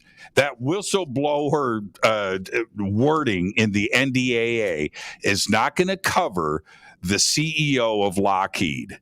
It covers witnesses to things like crash retrievals. Yeah, that's so you could have lower guys come forward, right, which causes them to then ask the next questions and take it to the next level. We're talking, this would be layers and layers of closed door. You understand what I'm saying, though, Melinda? I do, but I'm saying it's got to start somewhere, and that's why I'm saying if they have if they have the strength to go deeper and ask those next questions and take it where it needs to go, Okay. because then they can get some individuals to come forward. I mean, if they have Eric Davis and Admiral Wilson saying, yeah, we met and we had that discussion, well, then they'd be forced to go, what's with these SAP guys sending you there? Okay, where did they send you? Who did you talk to? And then they can go back to the guys running the SAP programs, because they do have to, the way it's structured is they have to answer to Senate and Congress. It'll never happen. The guy with the clipboard, right? He's got an ET sitting in front of him. Okay, so what do you want for lunch today? Okay, let's get that going. And how are you feeling today? That guy taking the notes, talking to ET, you will never know his name. Ever. He's not testifying under any clemency, immunity, Wilson. But we have had guys like that come forward, and they're not. No. Okay. No. I love Clifford Stone, and I'm saying others. But no. And we will never know their names, and maybe some things like that, Melinda. Maybe they just need to be now. The knowledge of ET coming here and making contact and that that's fine, but what we have. Now, so some things, and I'm not saying we should do it. I'm saying that's the way it's going to be handled. I'm not for that. I'm just saying it'll never happen, ever. I may disagree with you in at least this way. When again, we're talking about Wilson Davis. You go back to that, and if they have Eric say the meeting happened, then they have to go to Wilson. Wilson won't make Eric out to be a liar, I don't think. I think at a closed door session, he'd go, because especially with the right protections in place. If that should happen, then hang on. Then that forces the Senate and Congress to have to go to the SAP guys, because if they're saying that happened, then that this has the potential. So maybe that's the biggest thing about those notes, is they have the potential to start an investigation inquiry if they go to the SAP guys and say, how did you approve this? What's going on here? Because because there are committees that falls under them, and they do have to answer them, or at least they're supposed to. So if they push it, it has potential. Now, I'm not saying it's going to happen overnight. We're talking this, you guys, it took 75 years to build this cover up. It took 75 years to undo it. I don't think it will, but I don't expect it to happen overnight. Could it take 5 years, 10 years, whatever, but it's got to start somewhere, and it's got to start with our elected officials answering to us to say, this technology is for the benefit of mankind, not a select few. The knowledge about an ET presence is the benefit of mankind, not a select few. And, and what that interaction means and how it's going to help us develop it as a human race and develop in those consciousness abilities, the way we're supposed to be functioning, that we're living in this giant lie of we're not reaching the full human potential that we could have. And but it's got to start somewhere. And it starts with discovering these programs and how we've been lied to, and starting to yank on that ball of string to unwind it, and they're, at least they're looking. I mean, it's the first time in the 34 years I've been in this, and it's pretty much, with a small exception of Project Blue Book and some other things, it's really the first time that there's been a major thing. And I hope it keeps moving. And I think it will go there because it has to. I also think it became the secret they could no longer keep. That's why we're getting it. I think there's so many sightings, so much knowledge, so much worldwide knowledge, so many people coming forward. And also maybe there's a need based upon the fact that ETs are showing up so much more, that there's a need to bring people up to speed. So I think there's a lot of things working together here that has pushed it to being the secret they can no longer keep, or no longer should keep, and that this is going to be a process. But I think we're going to see the process speed up. That's my feeling. That's my Yeah, intuition I on. hope so too. I think it's tangible. My issue is that we have people that are chasing answers right now, and that's great. Mhm. But Eric Davis chasing answers. He doesn't know anything because we know Eric's name, so therefore he knows nothing. Davis, Wilson, he was chasing answers. He didn't know But anything. the people he went to that ran those SAPs that said, go talk to these guys, they knew, and No, those are government employees. Melinda, let me finish. Chris Mellon, we know his name. Therefore, he doesn't know anything. Anybody that you could name, whether it's Elizondo or Hal Puthoff or Kit Green, they don't know, and they're chasing it. They're trying to find answers, which is great. But those that are in the know, we're not going to know their names, and that's it. That part is not going to change. Is their knowledge of ET visiting this planet going to go official? Yeah, but those in the know, that's a level of stuff that we will never get to, and it's beyond the president, it's beyond everything else, and there's nothing that I just don't see No, it. but the point where the Black Project money went to them, the SAPs, the USAPs, that's where the crossover into functioning areas of government within the DoD and the known structure of government that exists. That's the connection We point. always known that. I know, but Senate and Congress needs to dig into that and say, who knows this? Who knows this that is there? There's $4 trillion missing. Everybody knows it. They ain't. It's really funny. And it's going to do a lot for the tipping point if they do have high-level witnesses, government and military guys coming forward. I can tell you from take out my tours every night, and I get a good sense of, I think, John Q. Public's, where where they're at with this, based upon I've taken out tens of thousands of people. I just did tour what am I at? 1,595. So I'm this close, 5 away from 1,600 tours, and each one's been many people, and some of them have been big groups of people. So it's I stopped doing the math. It's 20,000, 40,000 people, whatever I've taken out. I have to do the math again, but huge amounts of people. Those, I can tell you that people, they want to know that there started to be a change in opinion a couple of years ago as this was going, and now it's kind of leveled off. So just like we're experiencing in the field, things have leveled off. Well, I'm experiencing that from what I'm hearing from my clients, from that number peaking to how many people knew things like about the Tic Tac or the Nimitz or whatever little piece they knew. It's kind of tapering off, but not really going down. It's just kind of leveled out. But as soon as we get some more news stories, boom, that'll spike again. And what I'm saying is public awareness. You guys, no one forget that government still works for us. Okay. Representative democracy, it still works for us. It's supposed to work for that way. And we have to hold their feet to the fire on this. And you got to have your elected officials dig on this. And realize it's not going to happen all at once, but it's so much has happened already. I think we're on the way. And I think we can do a lot to keep that ball rolling, keep it moving, and that we can get there with this. 20 years ago, I would have thought never, ever in my lifetime.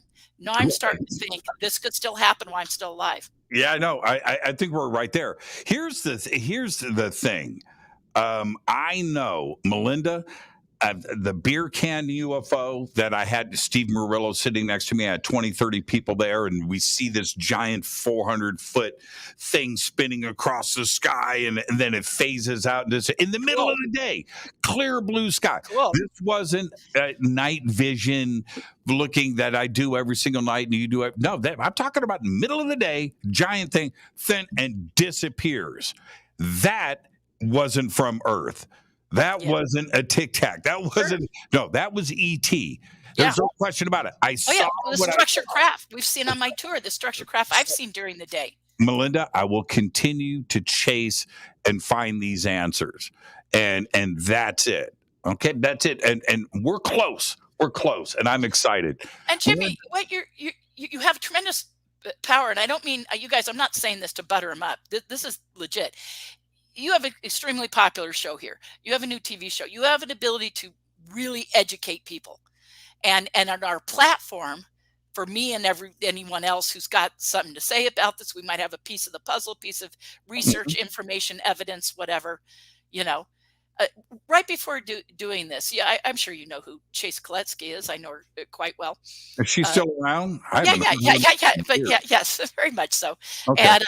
And so she had replied to something I had posted about this, on Twitter, and she had said, because I mentioned something about we're going to also get into some of my experiences briefly in there, and she said, that I forget exactly how she worded, but she said, you help so many people with that, it helps so many people to share your experiences. And I replied to her, I really needed to hear that right before going on, because it is uncomfortable. It is difficult to talk about my personal alien abduction experiences. I know it'll come under judgment. People say, how come you don't have evidence or this or that? And no matter how many witnesses and how many scoop marks and needle marks and bruises on me and the fluorescent pictures of, the fluorescing on me and landed trace evidence in a yard from when I was taken with some other people in a group abduction, and the thing landed and it left marks in the yard and we took pictures. I'm going, no matter how much evidence people say, well, that doesn't count. That doesn't count. That doesn't count. Right.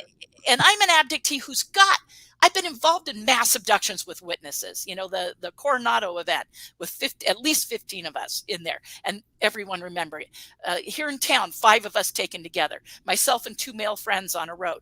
I mean, my friend and I in San Diego taken there. I mean, I have times, I actually start to lose count how many times I've been taken with other people. I have witnesses. And then I have my roommates who witnessed me being abducted, even though they weren't being taken with me, and not just the ones I already told you about, but some others who've witnessed stuff, so I'm like going, wait a second, I've got witnesses galore. I've got physical evidence, marks on my body, all this stuff. And yet it's never good enough. And I'm one of the few abductees who's willing to have a voice, willing to speak up, and also says I have evidence, when some other abductees haven't been as good about gathering their evidence or noting it or and so it's like, and that's why I felt when Whitley spoke on Saturday, how moving it was, how he's been so affected. I felt like he was speaking for me, I mean, truly. But I realized, thank you, Chase, if you're listening to this, that you text me that little line, because it made me go, you know what? She's right. And that's why I have to be here and do this. Absolutely. I have to do this for the other people with experiences. Melinda, thank you so much, my friend, and very excited for Into the Vortex when that comes out. Yay. Everybody's going to love it. And two things. Okay, it's your show. 2 things. Can I mention? Go ahead, Melinda. It's your show. You just do your thing. Oh no, man. There's just 2 things I want to say super quick, if I can.